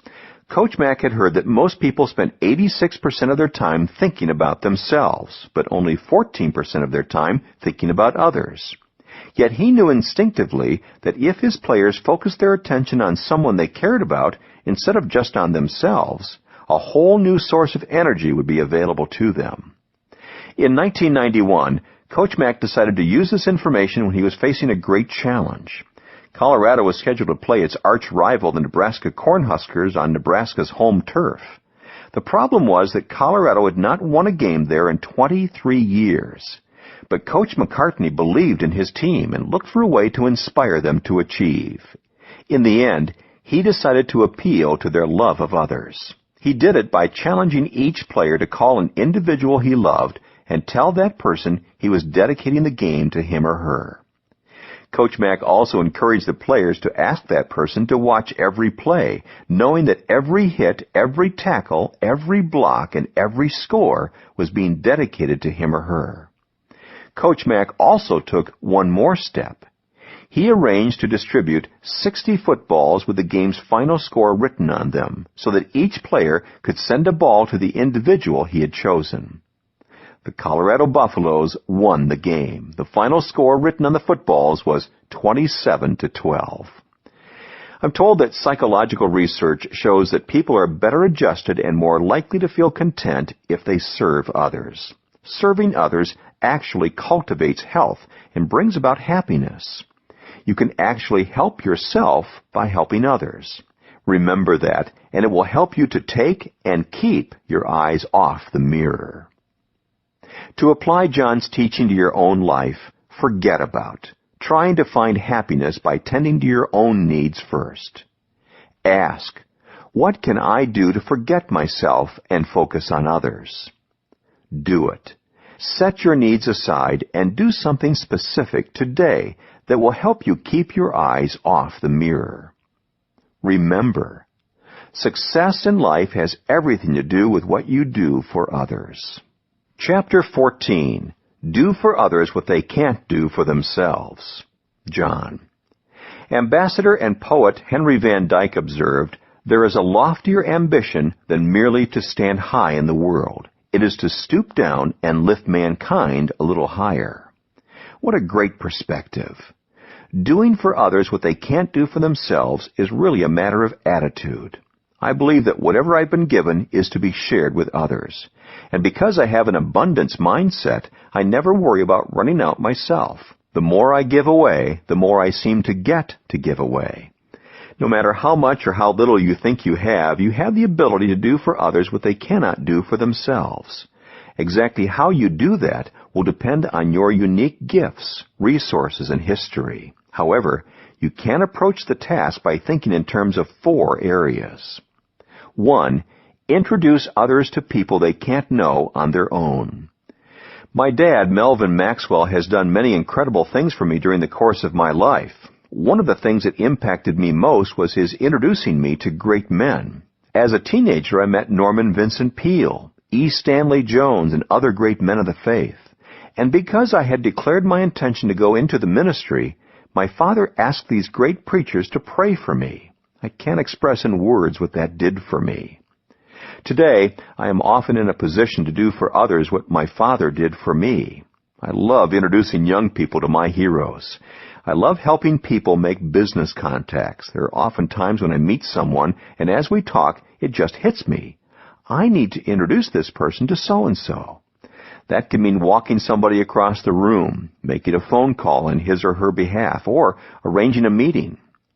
Several years ago, I was talking to Ann Byler, the founder of Auntie Anne's Pretzels, and she mentioned in passing that Chick-fil-A's founder, Truett Cathy, was one of her heroes. Since I knew Truett, I offered to introduce them to each other. I hosted a dinner party for them at my house, and it was a great night. Please don't get the impression that you have to know someone famous to help others in this area. Sometimes it's as simple as introducing one friend to another or one business associate to another. Just make connections. Be the bridge in people's relationships with others. 2. Take others to places where they can't go on their own. It seems that during the first half of my career, if I got to go anywhere of value to me, it was because someone invited me. Dozens of times I've had experiences that I could not have gained access to on my own. I've gone to ball games, played golf courses, seen churches, attended conferences, and visited countries that appeared to be beyond my reach. You may have the power to give someone an experience that seems inaccessible to them. If you can't help a friend or colleague, then start with your own family. Take your children places they could not go on their own. There's no telling what kind of positive impact it will make. 3. Offer others opportunities they can't reach on their own. Nearly 25 years ago, Professor C. Peter Wagner of Fuller Seminary invited me to speak to audiences of pastors around the country about leadership. He put me on a national stage for the first time and gave me credibility that I didn't possess on my own. Few things are of greater value to a prepared person than an opportunity. Why? Because opportunities increase our potential. An opportunity seized is often a source of success. Help people win by giving them opportunities, and you will win with them. 4. Share ideas with others that they don't possess on their own. What is an idea worth? Every product begins with an idea. Every service begins with an idea. Every business, every book, every new invention begins with an idea. Ideas are what makes the world move forward. So when you give people an idea, you give them a great gift. One of the things I love about writing books is the process that it takes me through. It usually starts with a concept that I'm anxious to teach.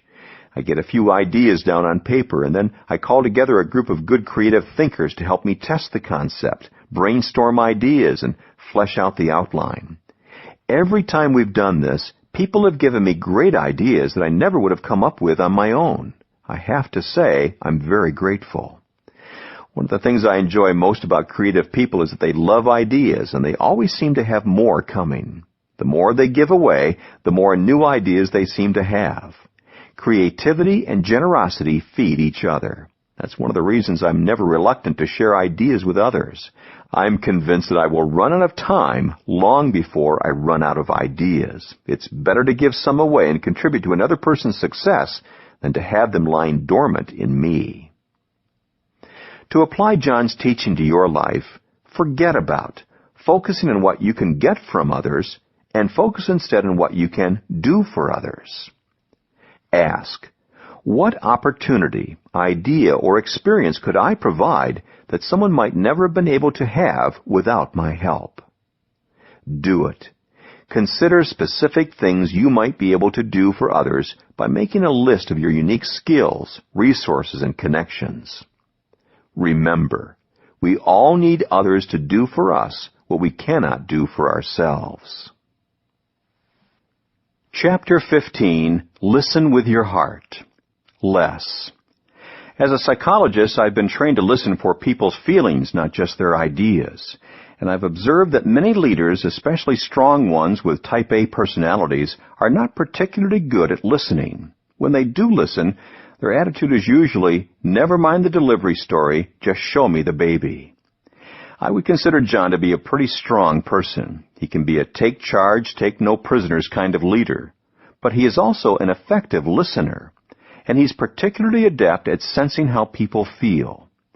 Since that characteristic is unusual for most people like him, I asked him how he became such a good listener. Failure was his answer. Repeated failure. I started out as a terrible listener. Early in my career, I thought I knew it all. The only reason I let people talk was that I knew my turn to talk was coming. In my marriage, I was a little bit better, John continued. I very much wanted to listen to Margaret because of my love for her. However, that didn't stop me from being Mr. Answer Man. I used to win arguments but run over her emotionally. Finally, understanding how I was hurting her feelings caused me to stop what I was doing and learn how to listen, not just to the words, but to the feelings behind her words. I learned to listen with my heart. So how did you make the transfer from home to your career, I asked. I saw the value in it from the way Margaret's and my relationship changed. But I also came to realize that it was good leadership, too.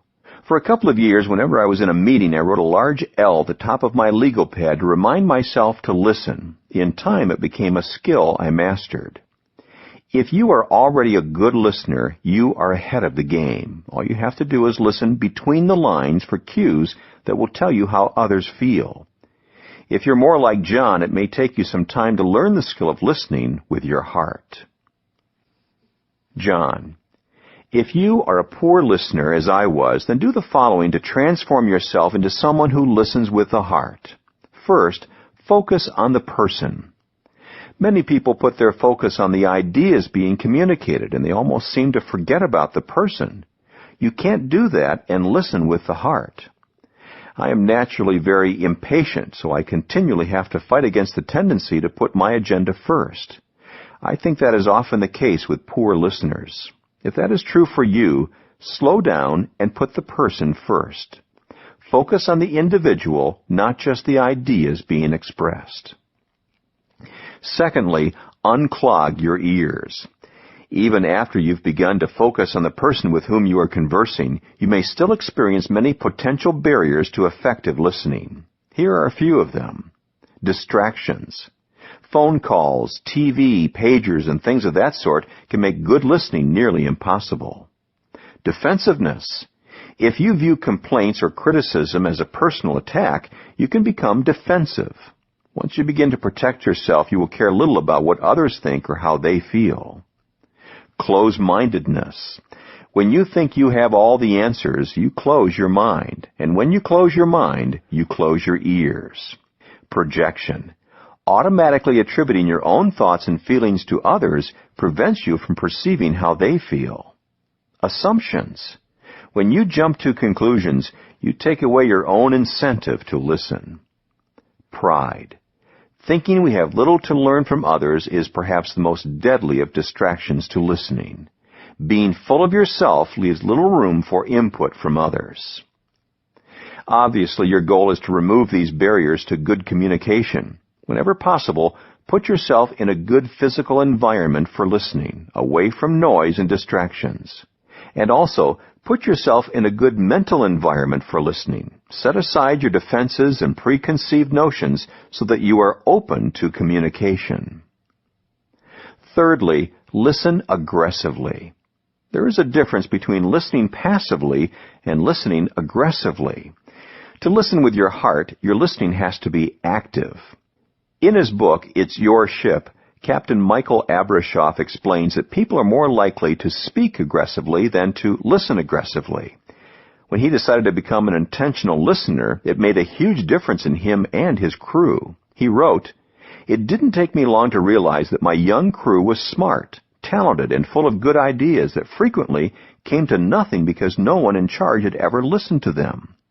Like most organizations, the Navy seemed to put managers in a transmitting mode, which minimized their receptivity.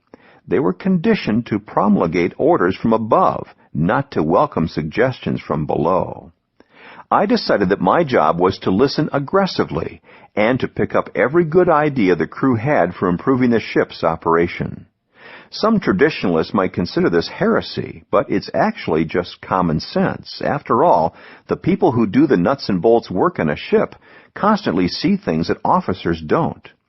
It seemed to me only prudent for the captain to work hard at seeing the ship through the crew's eyes. Something happened in me as a result of those interviews. I came to respect my crew enormously. No longer were they nameless bodies at which I barked orders. I realized that they had hopes, dreams, loved ones, and they wanted to believe that what they were doing was important, and they wanted to be treated with respect. As Abrashoff's attitude changed, his crew transformed, his ship turned around, and the results were astounding. 4. Listen to understand. The fundamental cause of nearly all communication problems is that people don't listen to understand. They listen to reply. If you want to meet others' needs and make them feel like $1,000,000, then you need to listen. One of the ironies of becoming a good listener is that listening to others and making them feel understood also has a side benefit. The moment people see that they are being understood, they become more motivated to understand your point of view. Listening with the heart produces a win-win situation in relationships. To apply John's teaching to your own life, forget about trying to get your own point across and put your energy into understanding the other person's point. Ask, how can I better understand what this person is feeling and thinking? Do it. Listen aggressively by eliminating distractions and focusing on the other person's point of view. Remember, the best way to persuade is with your ears. Chapter 16. Find the keys to their hearts. Les. Whenever I spend time with John, I see him connect with people at the heart level immediately.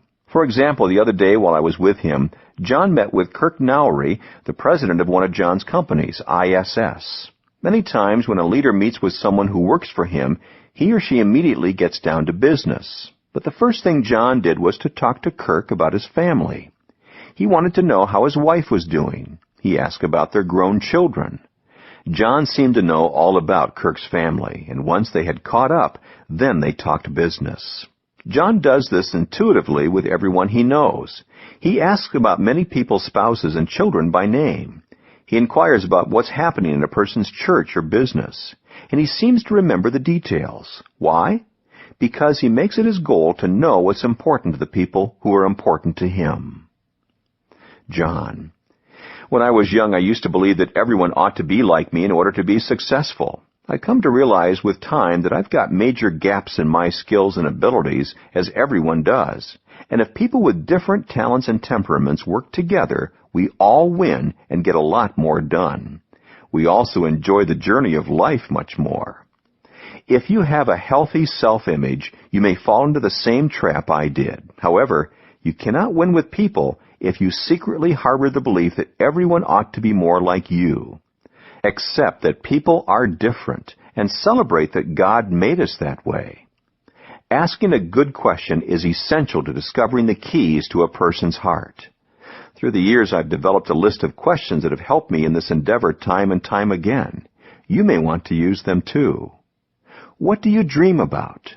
You can learn about people's minds by looking at what they've already achieved, but to understand their hearts, look at what they dream of becoming. What do you cry about? When you understand people's pain, you can't help but understand their hearts. What do you sing about? What brings people joy is often a source of their strength. What are your values? When people give you access to their values, know that you have entered the most sacred chamber of their hearts. What are your strengths? Whatever people perceive as their strengths makes their hearts proud. What is your temperament? Learn that, and you often discover the way to their hearts. Obviously, you don't want your questions to feel like an interview, and you don't need to find out all of the answers in one sitting. The process can be natural while being intentional. It's a major leap for some people to tune into others' dreams and desires and to discover the keys to their hearts. But it's not enough to do that once with a person and then think you've got it forever. Time changes all things, including the human heart. What's effective in motivating people at one point in their careers will not necessarily be effective in motivating them later. What touches their hearts at one stage of life may not be the same as they grow older. Successes and failures, tragedies and triumphs, goals achieved and dreams laid to rest all make an impact on a person's values and desires.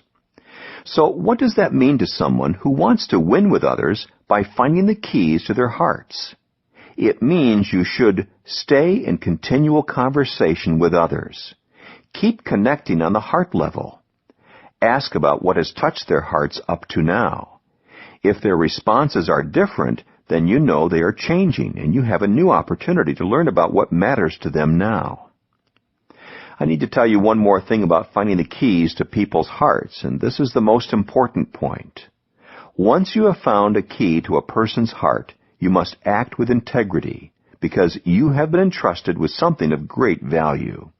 Never use it to manipulate someone. Turn the key only when you can add value to that person. To apply John's teaching to your own life, forget about your inclination to believe that everyone is or should be just like you. Ask, what change indicators have I seen in the person whose heart I'd like to understand? Do it. Purposefully try to discover the keys to the hearts of your own inner circle. Remember, leaders who succeed are those who understand the hearts of their team. Chapter 17, Be the First to Help. Les, where are you? I just passed the Hotel del Coronado, and I'm pulling into the complex, I said. What color is your rental car? It's silver, I told John over my cell phone. Okay, I can see you coming up right now, John said. Take an immediate right, and you'll see a parking space that is just now opening up. Where are you? I asked. Look up. John was standing on a balcony of the high-rise building on Coronado Island in San Diego. He had rented a condo, and I had just flown in for a day of meetings with him. Oh, there you are, I started to laugh as I saw him waving at me from the balcony. Only John would think of actually scouting out parking spaces from a bird's-eye view so that he could make it easier for me to find a space.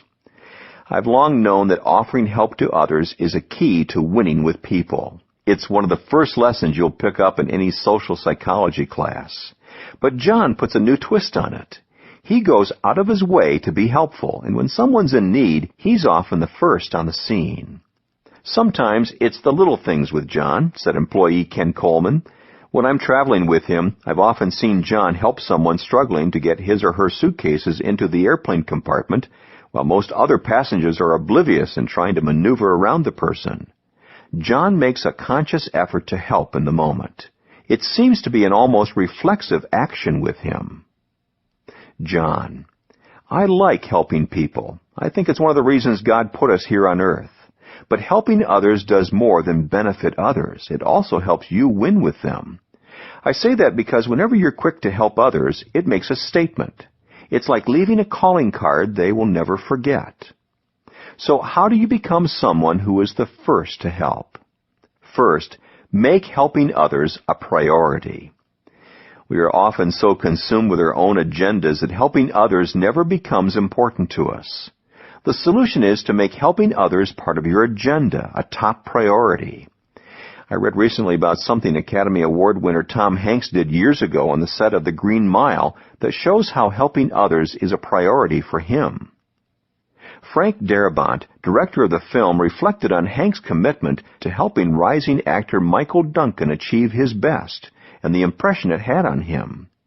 Darabont said, 15, 20 years from now, what I will remember about filming The Green Mile, there was one thing, and I'll never forget this. As we're shooting, the camera is on Michael Duncan first, and I'm realizing that I'm getting distracted by Hanks. Hanks is delivering an Academy Award-winning performance off-camera for Michael Duncan to give him every possible thing he needs or can use to deliver the best possible performance. He wanted Michael to do so well. He wanted him to look so good. I'll never forget that. Tom Hanks, like some other Hollywood actors, could have been the first to bail out on Duncan. Instead, he was the first to help. It obviously paid off. In 1999, Michael Clark Duncan was nominated for an Academy Award in the Best Actor in a Supporting Role category, and Duncan's career has since taken off. Second, make yourself aware of people's needs. This may sound obvious, but you can't meet a need that you don't know exists. Each of us must begin by caring about the people around us and looking for their needs. Sometimes that knowledge can come from listening with your heart. Sometimes it comes from just paying attention to what's going on around you. Other times it comes from mentally putting yourself in another person's place. There is a Jewish legend that says 2 brothers once shared a field and a mill, each night dividing the grain they had ground together during the day. One brother lived alone, the other was married with a large family. One day the single brother thought to himself, "It isn't fair that we divide the grain evenly. I have only myself to care for, but my brother has children to feed." So each night he secretly took some of his flour to his brother's storehouse. But the married brother considered his brother's situation. And said to himself, "It isn't right that we divide the grain evenly, because I have children to provide for me in my old age, but my brother has no one. What will he do when he is old?" So every night he secretly took some of his flour and put it in his brother's stores. As a result, both of the brothers found their supply of grain mysteriously replenished each morning. Then one night they met each other halfway between the 2 houses. They suddenly realized what the other was doing, and they embraced each other in love. Third, be willing to take a risk. Sometimes helping another person can be a risky proposition, yet that should not keep us from lending a hand. There's a story Ken Sutterfield tells from the 1936 Olympic Games in Berlin, Germany, that illustrates the impact that can be made by taking such a risk. Coming into the Games, American sprinter Jesse Owens had set 3 world records in one day, including a leap of 26 feet, 8¼ inches on the running broad jump, a record that would stand for 25 years. However, Owens faced great pressure during the Games. Hitler and his fellow Nazis wanted to use the competition to establish Aryan superiority, and Owens, a black man, could sense the hostility toward him. As Owens tried to qualify for the finals during the Games, he became rattled as he saw a tall, blue-eyed, blond German taking practice jumps in the 26-foot range. On his first jump, Owens leaped from several inches beyond the takeoff board. Then he fouled on the second attempt. He was allowed only one more attempt. If he missed it, he would be eliminated. The tall German approached Owens and introduced himself. His name was Luz Long. As the Nazis watched, Long encouraged Owens and offered him some advice. Since the qualifying distance was only 23 feet 5.5 inches, Long suggested that Owens make a mark several inches before the takeoff board to make sure he didn't foul. Owens qualified on his third jump. In the finals, he set an Olympic record and earned one of his 4 gold medals. And who was the first person to congratulate Owens? Luz Long. Owens never forgot the help Long had given him, though he never saw Long again. "You could melt down all the medals and cups I have," Owens wrote, "and they wouldn't be plating on the 24-karat friendship I felt for Luz Long." To apply John's teaching to your own life, forget about thinking about only what's in it for you, and think about how you can offer a hand. Ask, how can I help you? Do it. Be the first to volunteer your services, offer assistance, or lend a hand. Remember, if you help enough people get what they want, you'll get what you want too. Chapter 18, Add Value to People. John. At the core of my being, I believe that there is nothing in this life more important than people. Having embraced that truth, I try to live it out with integrity. To me, that means doing everything in my power to add value to people. It all starts with your attitude toward people.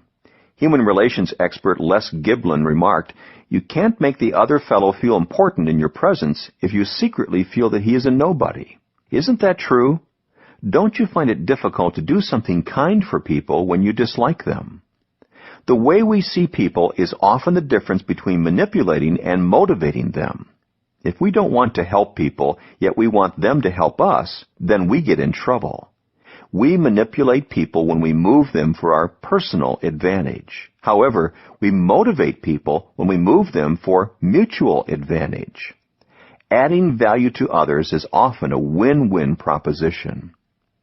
How do you see people? Are they potential recipients of value you can give, or do they tend to be nuisances along your path to success? Author Sidney J. Harris said, "People want to be appreciated, not impressed. They want to be regarded as human beings, not as sounding boards for other people's egos. They want to be treated as an end in themselves, not as a means toward the gratification of another's vanity." If you want to add value to people, you have to value them first. You also have to make yourself more valuable. Have you ever heard the phrase, "You cannot give what you do not have"? There are people who possess good hearts and the desire to give, yet they have very little to offer. Why? Because they have not first added value to themselves. Making yourself more valuable is not an entirely selfish act. When you acquire knowledge, learn a new skill, or gain experience, you not only improve yourself, but you also increase your ability to help others.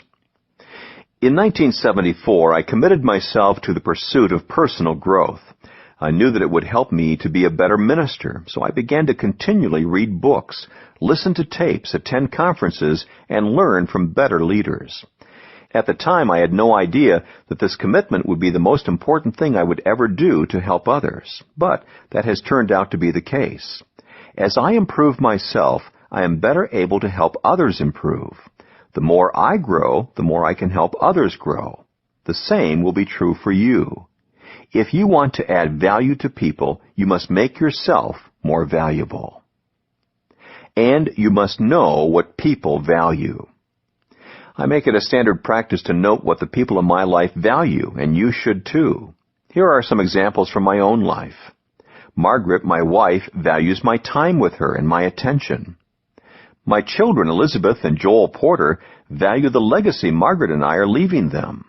Larry, my brother, values my prayers and our time together. Eric and Troy, my nephews, value the fatherly advice and unconditional love I give them. Linda, my assistant, values my time and effectiveness because she is an integral part of it. John, the president of my nonprofit organization, Equip, values the leadership and opportunities I give him. Kirk, the president of my company ISS, values my friendship and partnership. I could go on, but I don't want to bore you. The point is that we must take the time to know what our most valuable people value. By the way, adding value to others is not only a gift to them, it is a gift to you. The people I have just listed continually add value to my life. Some have given so much to me that no matter how much I do for them, I will never even the score. To apply John's teaching to your own life, forget about trying to become a person of success and instead become a person of value. Ask, who adds value to my life, and to whom would I most like to add value? Do it. Make a list of people in your life and note exactly what they value most from you. Remember, if you don't truly value the person, he or she will never feel important in your presence. Chapter 19. Remember a person's story. Les. Les, John will say, tell me about your dad. How are he and your mom doing since they moved to Phoenix? It's just like John to recall that my parents recently moved. And tell me about your brothers, he'll continue. What's the latest with them? John always seems to remember my story, just as he does with so many people. He does it so well, so often, and so consistently. When he has met people, I've heard him flat out ask them to tell him their stories. So I ask him how he learned to be a collector of people's stories. To begin with, I love a good story, whether I'm learning about someone I've just met or hearing about an adventure from someone I've known my whole life. In fact, when I spend time with my dad, who is now 82, our time is always filled with storytelling. We talk about the new things that are happening in our lives, but often the stories are ones I've heard dozens of times. Some Dad loves to tell over and over. Others I ask him to tell. Some I love retelling. But you seem to go out of your way to get the story of someone you just met, I commented. That's true. Whenever I have a few minutes with someone, John said, I ask him to tell me his story, because I know that time in the conversation will focus entirely on him, his interests, dreams, uniqueness, disappointments, questions, hopes, his journey. While that person enjoys the personal attention, I gain insight into the keys to his life. Learning a person's story is a great way to connect with him. Remembering his journey and building on it is the greatest way to develop a strong relationship. John. There are so many good reasons to learn a person's story. Requesting a person's story says you could be special.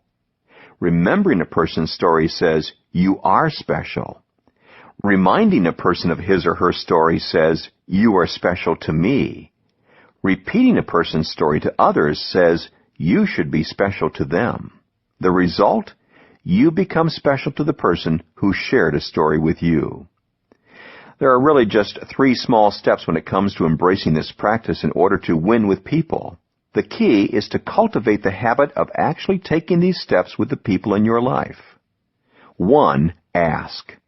When you meet someone new, after the introductions and initial pleasantries, don't hesitate. Dive in and ask to hear the person's story. You can do it any number of ways. You can flat out ask, what's your story? You can request that he tell you about himself. You can ask where he is from or how he got into the field he's in. Use your own style. If you've tried this kind of thing before and you worry that it might be awkward the first few times you do it, then practice with people you are unlikely to see again. The driver in a cab, the passenger on a plane, a waitress in a restaurant.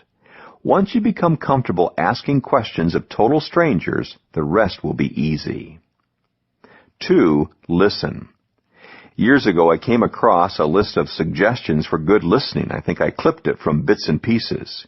Here were some of the tips. Look the speaker in the eye. Be attentive. Don't roll your eyes or grimace when you hear something you don't agree with. Don't interrupt. Try phrases like, go on, or I see, instead of, now that reminds me.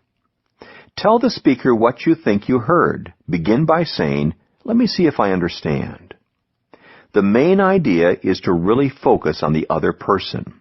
The problem many people have is that while the other person speaks, they are thinking more about what they want to say when it's their turn instead of focusing on listening. When you give people your undivided attention, then you are in a better position to achieve the next step. 3. Remember. Some people have a knack for numbers, others for names or faces, but just about everyone has the capacity to remember a story. If we care about people, really listen to them and try to remember their stories, we can make an impact on them, and we can make them feel like $1,000,000. To apply John's teaching to your own life, forget about telling your own story and listen to the story of others. Ask, what's your story? Do it. Bring up some aspect of a person's story the next time you see him or her. Remember, everyone loves to tell his story. Chapter 20. Share a good story. Less. John always tells a good story in front of an audience as well as one-on-one, and he uses lots of stories when he communicates. So I ask him why. That's easy. Stories stick. Principles fade, said John. If you want people to remember what you said, tell a story. Let me tell you something else, he continued. It took a while for me to learn the lesson about stories in my writing. I'm so bottom line that I used to just teach principles without many stories. But a friend convinced me to change my style, and it's made a big difference for my readers. As a writer, you've got to ask yourself, will the reader turn the page? The person most likely will if I am telling a good story. I haven't met a person yet who doesn't love a good story. That's one of the reasons storytellers are so magnetic. John. Invariably, the person who tells the best stories becomes the one to whom others turn their attention. Storytelling is a skill that comes with practice, and anyone can learn to develop it. First, share something you've experienced. The stories we tell are the best ones we've lived. We care about them. We know the material, and we know how they have affected us. And we can shape and embellish them any way we want. Everybody has had experiences that others would be interested in. Second, tell it with the goal of connecting. The people who have the toughest time telling stories are the ones who try to impress others with them. If that describes you, then change your goal. Tell stories with the purpose of connecting with others. Put the focus on the listener, and your storytelling skills will improve overnight. Third, put your heart into it. People love humor, but not everyone can tell a funny story. If you can, go with it. But never underestimate the power of a story from the heart. If you want to tell a connecting story, make it warm. Put your heart into it. And don't be afraid to show people that you care about what you're talking about. Fourth, assume that others want to hear it.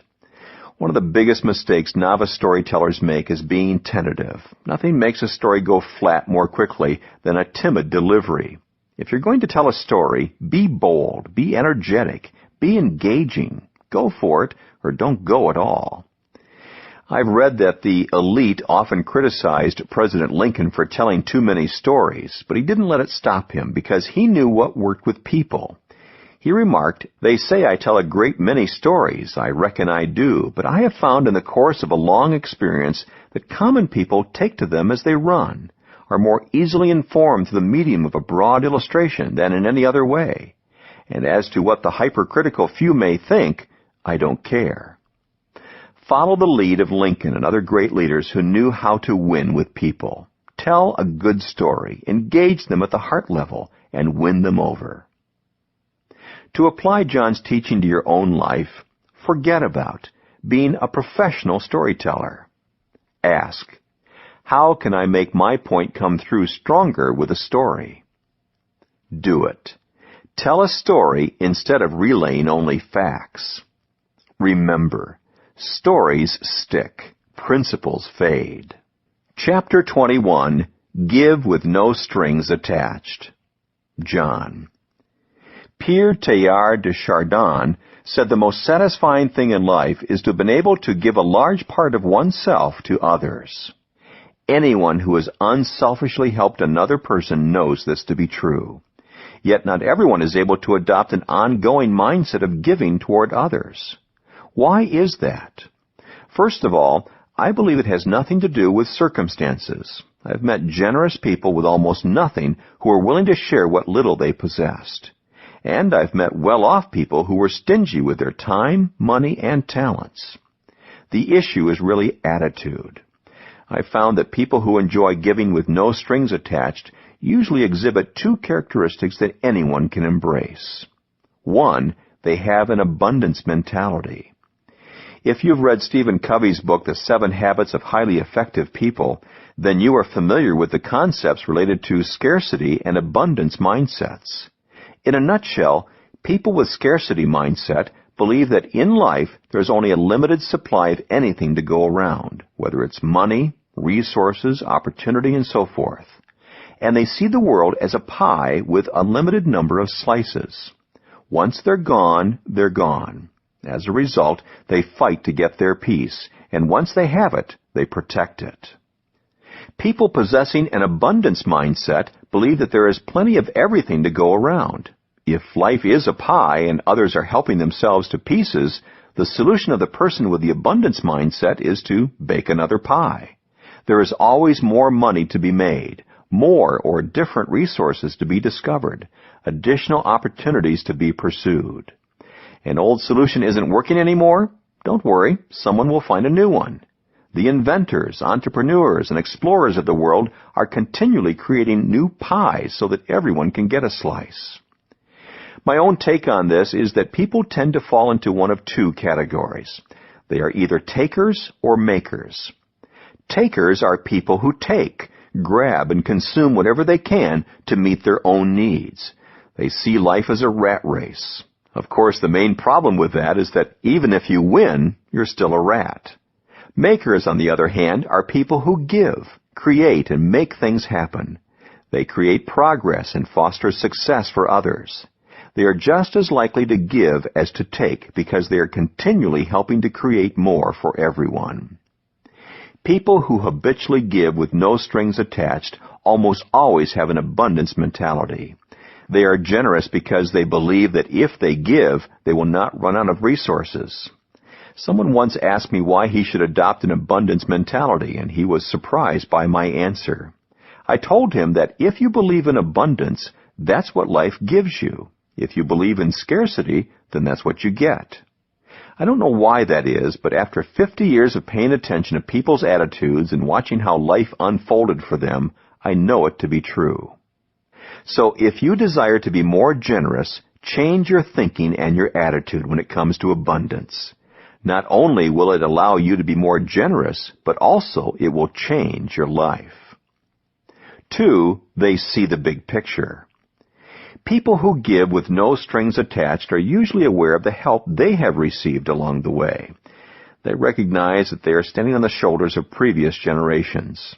The progress they make is due, at least in part, to the work and sacrifice of those who have gone before them.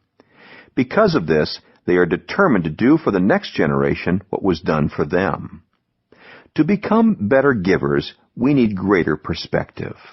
When we realize how much we have benefited from the kindness of others, it becomes much easier for us to be generous. And one of the best things is that giving is so rewarding. When we give unselfishly, we will gain something in return. To apply John's teaching to your own life, forget about scarcity. Instead, focus on abundance. Ask, whom can I help that will give nothing in return? Do it. Be purposely kind and generous to a specific person. Remember, you do yourself the most good when you are doing something good for others. Chapter 22, Learn Your Mailman's Name. Less. John tells a story about how he used to memorize the names of people who attended his church when he was the senior pastor of Skyline Wesleyan Church in San Diego, California. He used to make an offer to visitors. If they would allow someone to take their picture on Sunday after the service, John promised to learn their names by the following Sunday. John did that until he finished his tenure at the church in 1995. Fulfilling that promise, John was able to memorize the names of more than 2,200 people and greet them by name.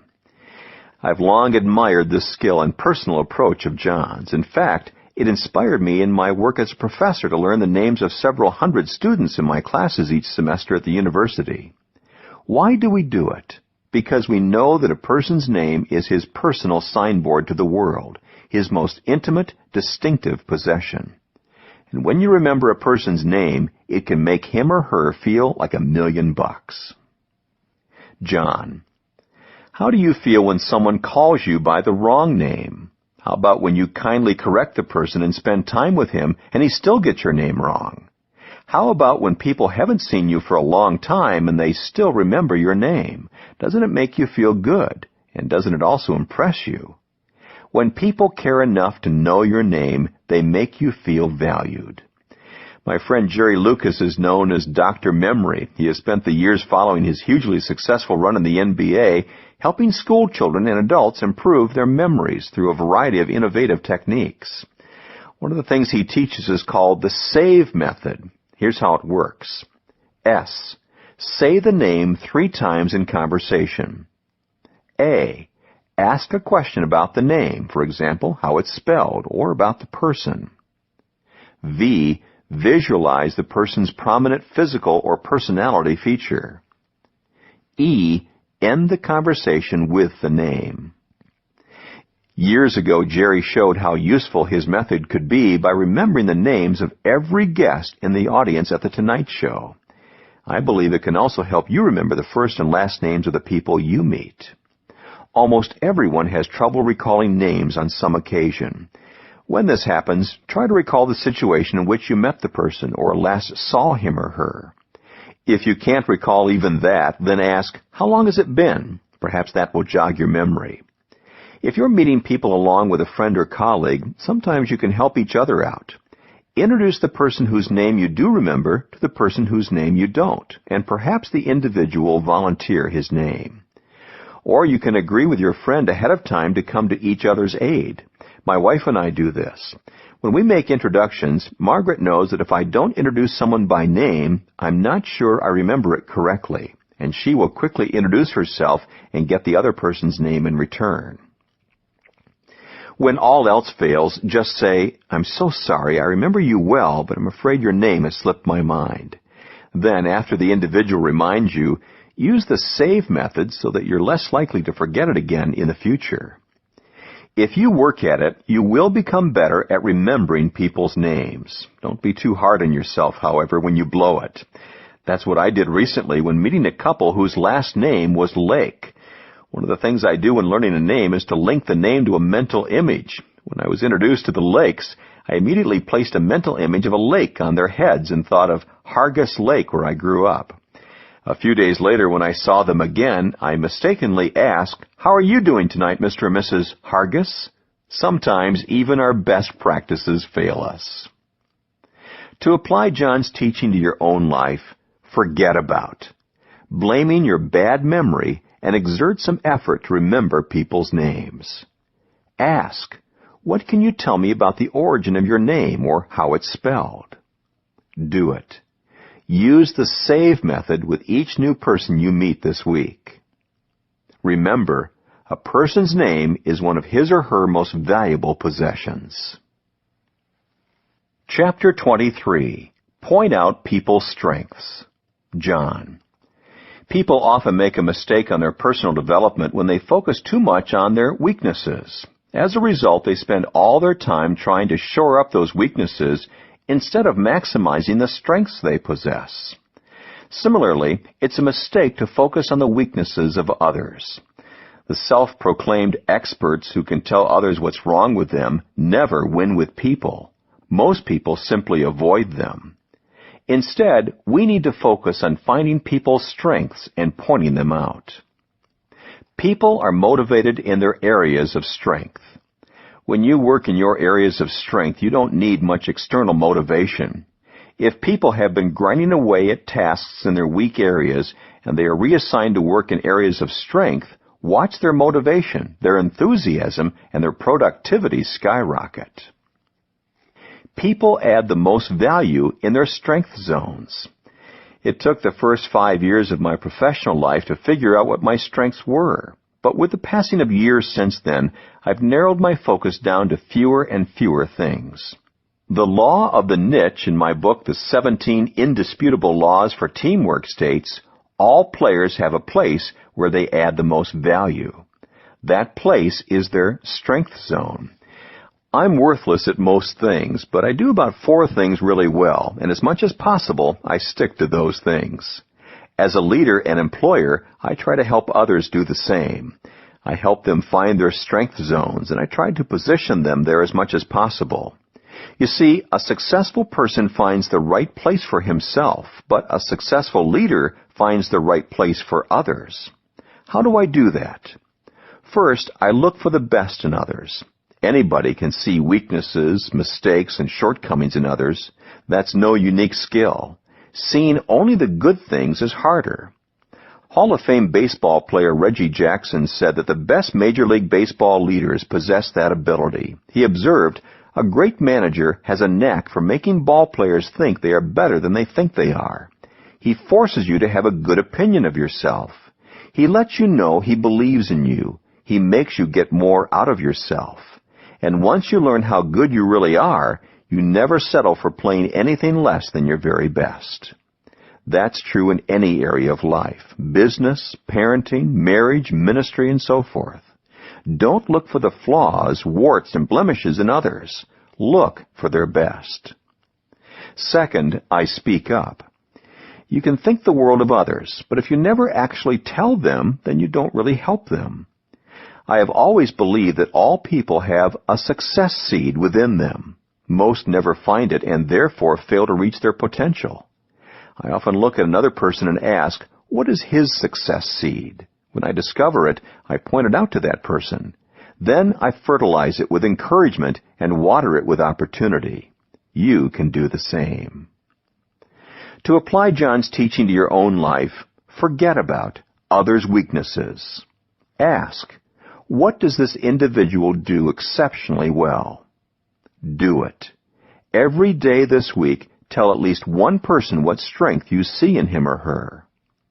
Remember, every person in the world possesses the seeds for success. Chapter 24. Write notes of encouragement. Less. In 1791, William Wilberforce was facing one more discouraging defeat in his attempt to abolish Britain's slave trade, John told me when we were looking at a framed copy of a letter written by John Wesley. Then he received a letter from John Wesley. That now famous letter would prove to be a continuing source of strength for the rest of his life. Here's how it read. London, February 26, 1791. Dear Sir, unless the divine power has raised you up, I see not how you can go through your glorious enterprise in opposing that execrable villainy, which is the scandal of religion, of England, and of human nature. Unless God has raised you up for this very thing, you will be worn out by the opposition of men and devils. But if God be for you, who can be against you? Are all of them stronger than God? Oh, be not weary in well-doing. Go on, in the name of God and in the power of His might, till even American slavery, the vilest that ever saw the sun, shall vanish away before it. That He who has guided you from your youth up may continue to strengthen you in this, in all things, is the prayer of your affectionate servant, J. Wesley. 4 days after writing that letter, John recounted, Wesley was dead. And once again Wilberforce was defeated when the vote was taken in Parliament. Ultimately, Wilberforce prevailed, but in the intervening years he was vilified and faced so many disappointments. His opponents even arranged for him to be challenged to a duel and made an attempt to kill him. John continued, he was tempted to give up the fight more than once, but every time he became discouraged, he returned to Wesley's letter. Each time he read it, it was like the first time. It never failed to encourage and strengthen him. "If you don't believe in the encouraging power of the written note after hearing about that," John said, "you probably never will." I can attest to the fact that John believes in that power. I've received several notes of encouragement from him over the years, and I still have many of them. They may not hold the historical value of Wesley's note to Wilberforce, but their value to me is priceless. John. If you haven't already guessed, I'm a real history buff. Let me tell you the rest of the story. In 1806, after working tirelessly for 20 years, Wilberforce finally succeeded in getting a bill passed that abolished the slave trade. 28 years later, on July 31, 1834, slavery itself was outlawed throughout the British Empire, freeing approximately 800,000 slaves. Although he did not live to see the realization of his dream, having died on August 5, 1833, no one was more responsible than William Wilberforce for the demise of slavery in the British Empire. Wilberforce devoted his entire life and political career to a great cause, ending slavery. Yet he might not have prevailed had it not been for the encouraging note of John Wesley. Written notes don't have to come from someone famous to be encouraging. A kind word given from the heart is always well received. If you've never mastered the practice of sending handwritten notes to people, then I want to encourage you to try this often neglected way of winning with people. Today we communicate by telephone, digital pager, cell phone, fax machine, email, and the Internet. In the hectic pace of our busy lives, who has time to correspond the old-fashioned way? Yet the more convenient our communication becomes, the more temporary it is. We forget how meaningful that personal touch can be. Few things beat opening a mailbox and pulling out a real note written by a real person. When you see the thoughts of someone you respect written in his or her own hand, it really means something. 6 days a week, regular mail service is provided by the United States Postal Service. Annually, postal workers handle 170 billion pieces of mail. Yet, in this huge sea of mail, officials say personal letters account for less than 4% of the total. So, on average, you will have to wade through 25 pieces of mail before you put your hands on one that contains a personal word. More than ever in this day and age, a handwritten note communicates that you care. You can never tell when something you write to others will lighten them up in down times or sustain them when life gets difficult. In the first Chicken Soup for the Soul book, teacher Sister Helen Mrosla recounted how a spur-of-the-moment assignment in class became a source of encouragement for her students. On a day when her junior high math students were especially ornery, she asked them to write down what they liked about each of their fellow students. She then compiled the results over the weekend and handed out the lists on the following Monday. Years later, when one of those students, Mark, was killed in Vietnam, she and some of those former students got together for the funeral. Afterward, Mark's father told the group they found this on Mark when he was killed, and he showed them a folded, refolded, and taped paper, the one he had received years before from his teacher. Right after that, Charlie, one of Mark's classmates, said, "I keep my list in my desk drawer." Chuck's wife said Chuck put his in our wedding album. "I have mine too," Marilyn said, "in my diary." Standing there, Vicky reached into her pocketbook and brought out her frazzled list, showing it to her teacher and former classmates. Each person cherished the kind words of encouragement they had received. That's the power of a few kind words. To apply John's teaching to your own life, forget about being a perfect writer and focus on writing from the heart. Ask, what can I say that will be an encouragement now as well as someday in the future? Do it. Take 1 hour today to write several notes to people for the sole purpose of encouraging them. Remember, words have the power to give encouragement long after the writer has forgotten them. Chapter 25. Help People Win. John.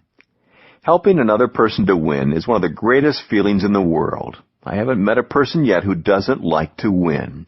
And everyone I know who's made the effort to help others has said that it is the most rewarding part of life.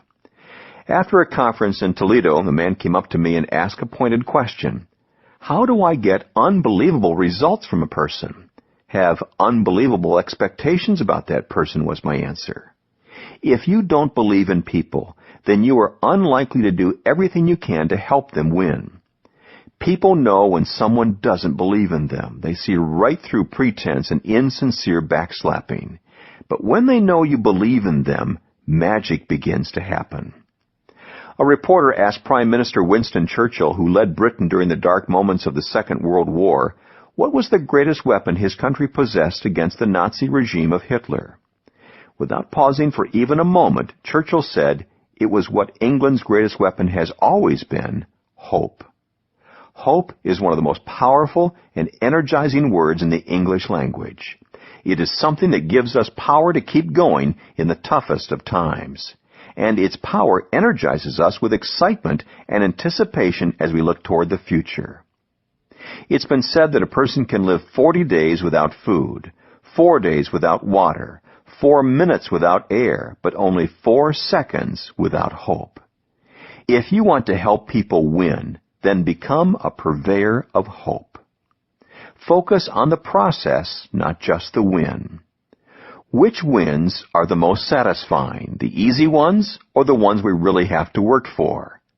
When you help somebody win, don't just hand it to him, even if it's in your power to do so. Help him win. If you assist him in the process, then you're not just giving him the victory, you're giving him the means for additional future victories. He can win and win again. And the only thing sweeter than a win is a whole bunch of wins. Recognize that when you help others win, you also win. In 1984, Lou Whitaker led the first All-American team to the summit of Mount Everest. After months of grueling effort, 5 members of the team reached the final campsite at 27,000 feet. With 2,000 feet to go, they met in a crowded tent. Whitaker had a tough decision to make. He knew how highly motivated all 5 climbers were to stand on the highest point on Earth. But 2 would have to go back to the previous camp, load up food, water, and oxygen, then return to the camp where they now met. After completing this support assignment, these 2 climbers would be in no condition to make a try for the summit. The others would stay in the tent that day to drink water, breathe oxygen, and rest, preparing them for the summit attempt the next day. The first decision Whitaker made was to stay at the 27,000-foot camp to coordinate the team's activities. The next was to send the 2 strongest climbers down the mountain to get the supplies. It was the tougher job. The 2 weaker climbers would rest, renew their strength, and receive the glory of the summit. When asked why he didn't assign himself the summit run, his answer showed his understanding of people and the strength of his leadership. He said, "My job was to put other people on top." Whitaker understood that when people make the right decisions that help the team to achieve its goal, everybody wins. You can't help winning when you help others win. To apply John's teaching to your own life, forget about approaching life as a competition where you have to beat everyone else in order to win. Ask, whom would I most like to help win, and how can I do it? Do it. Make a game plan. Chart the road you will travel together on your way to victory. Remember, once you help someone win, you will have a friend for life.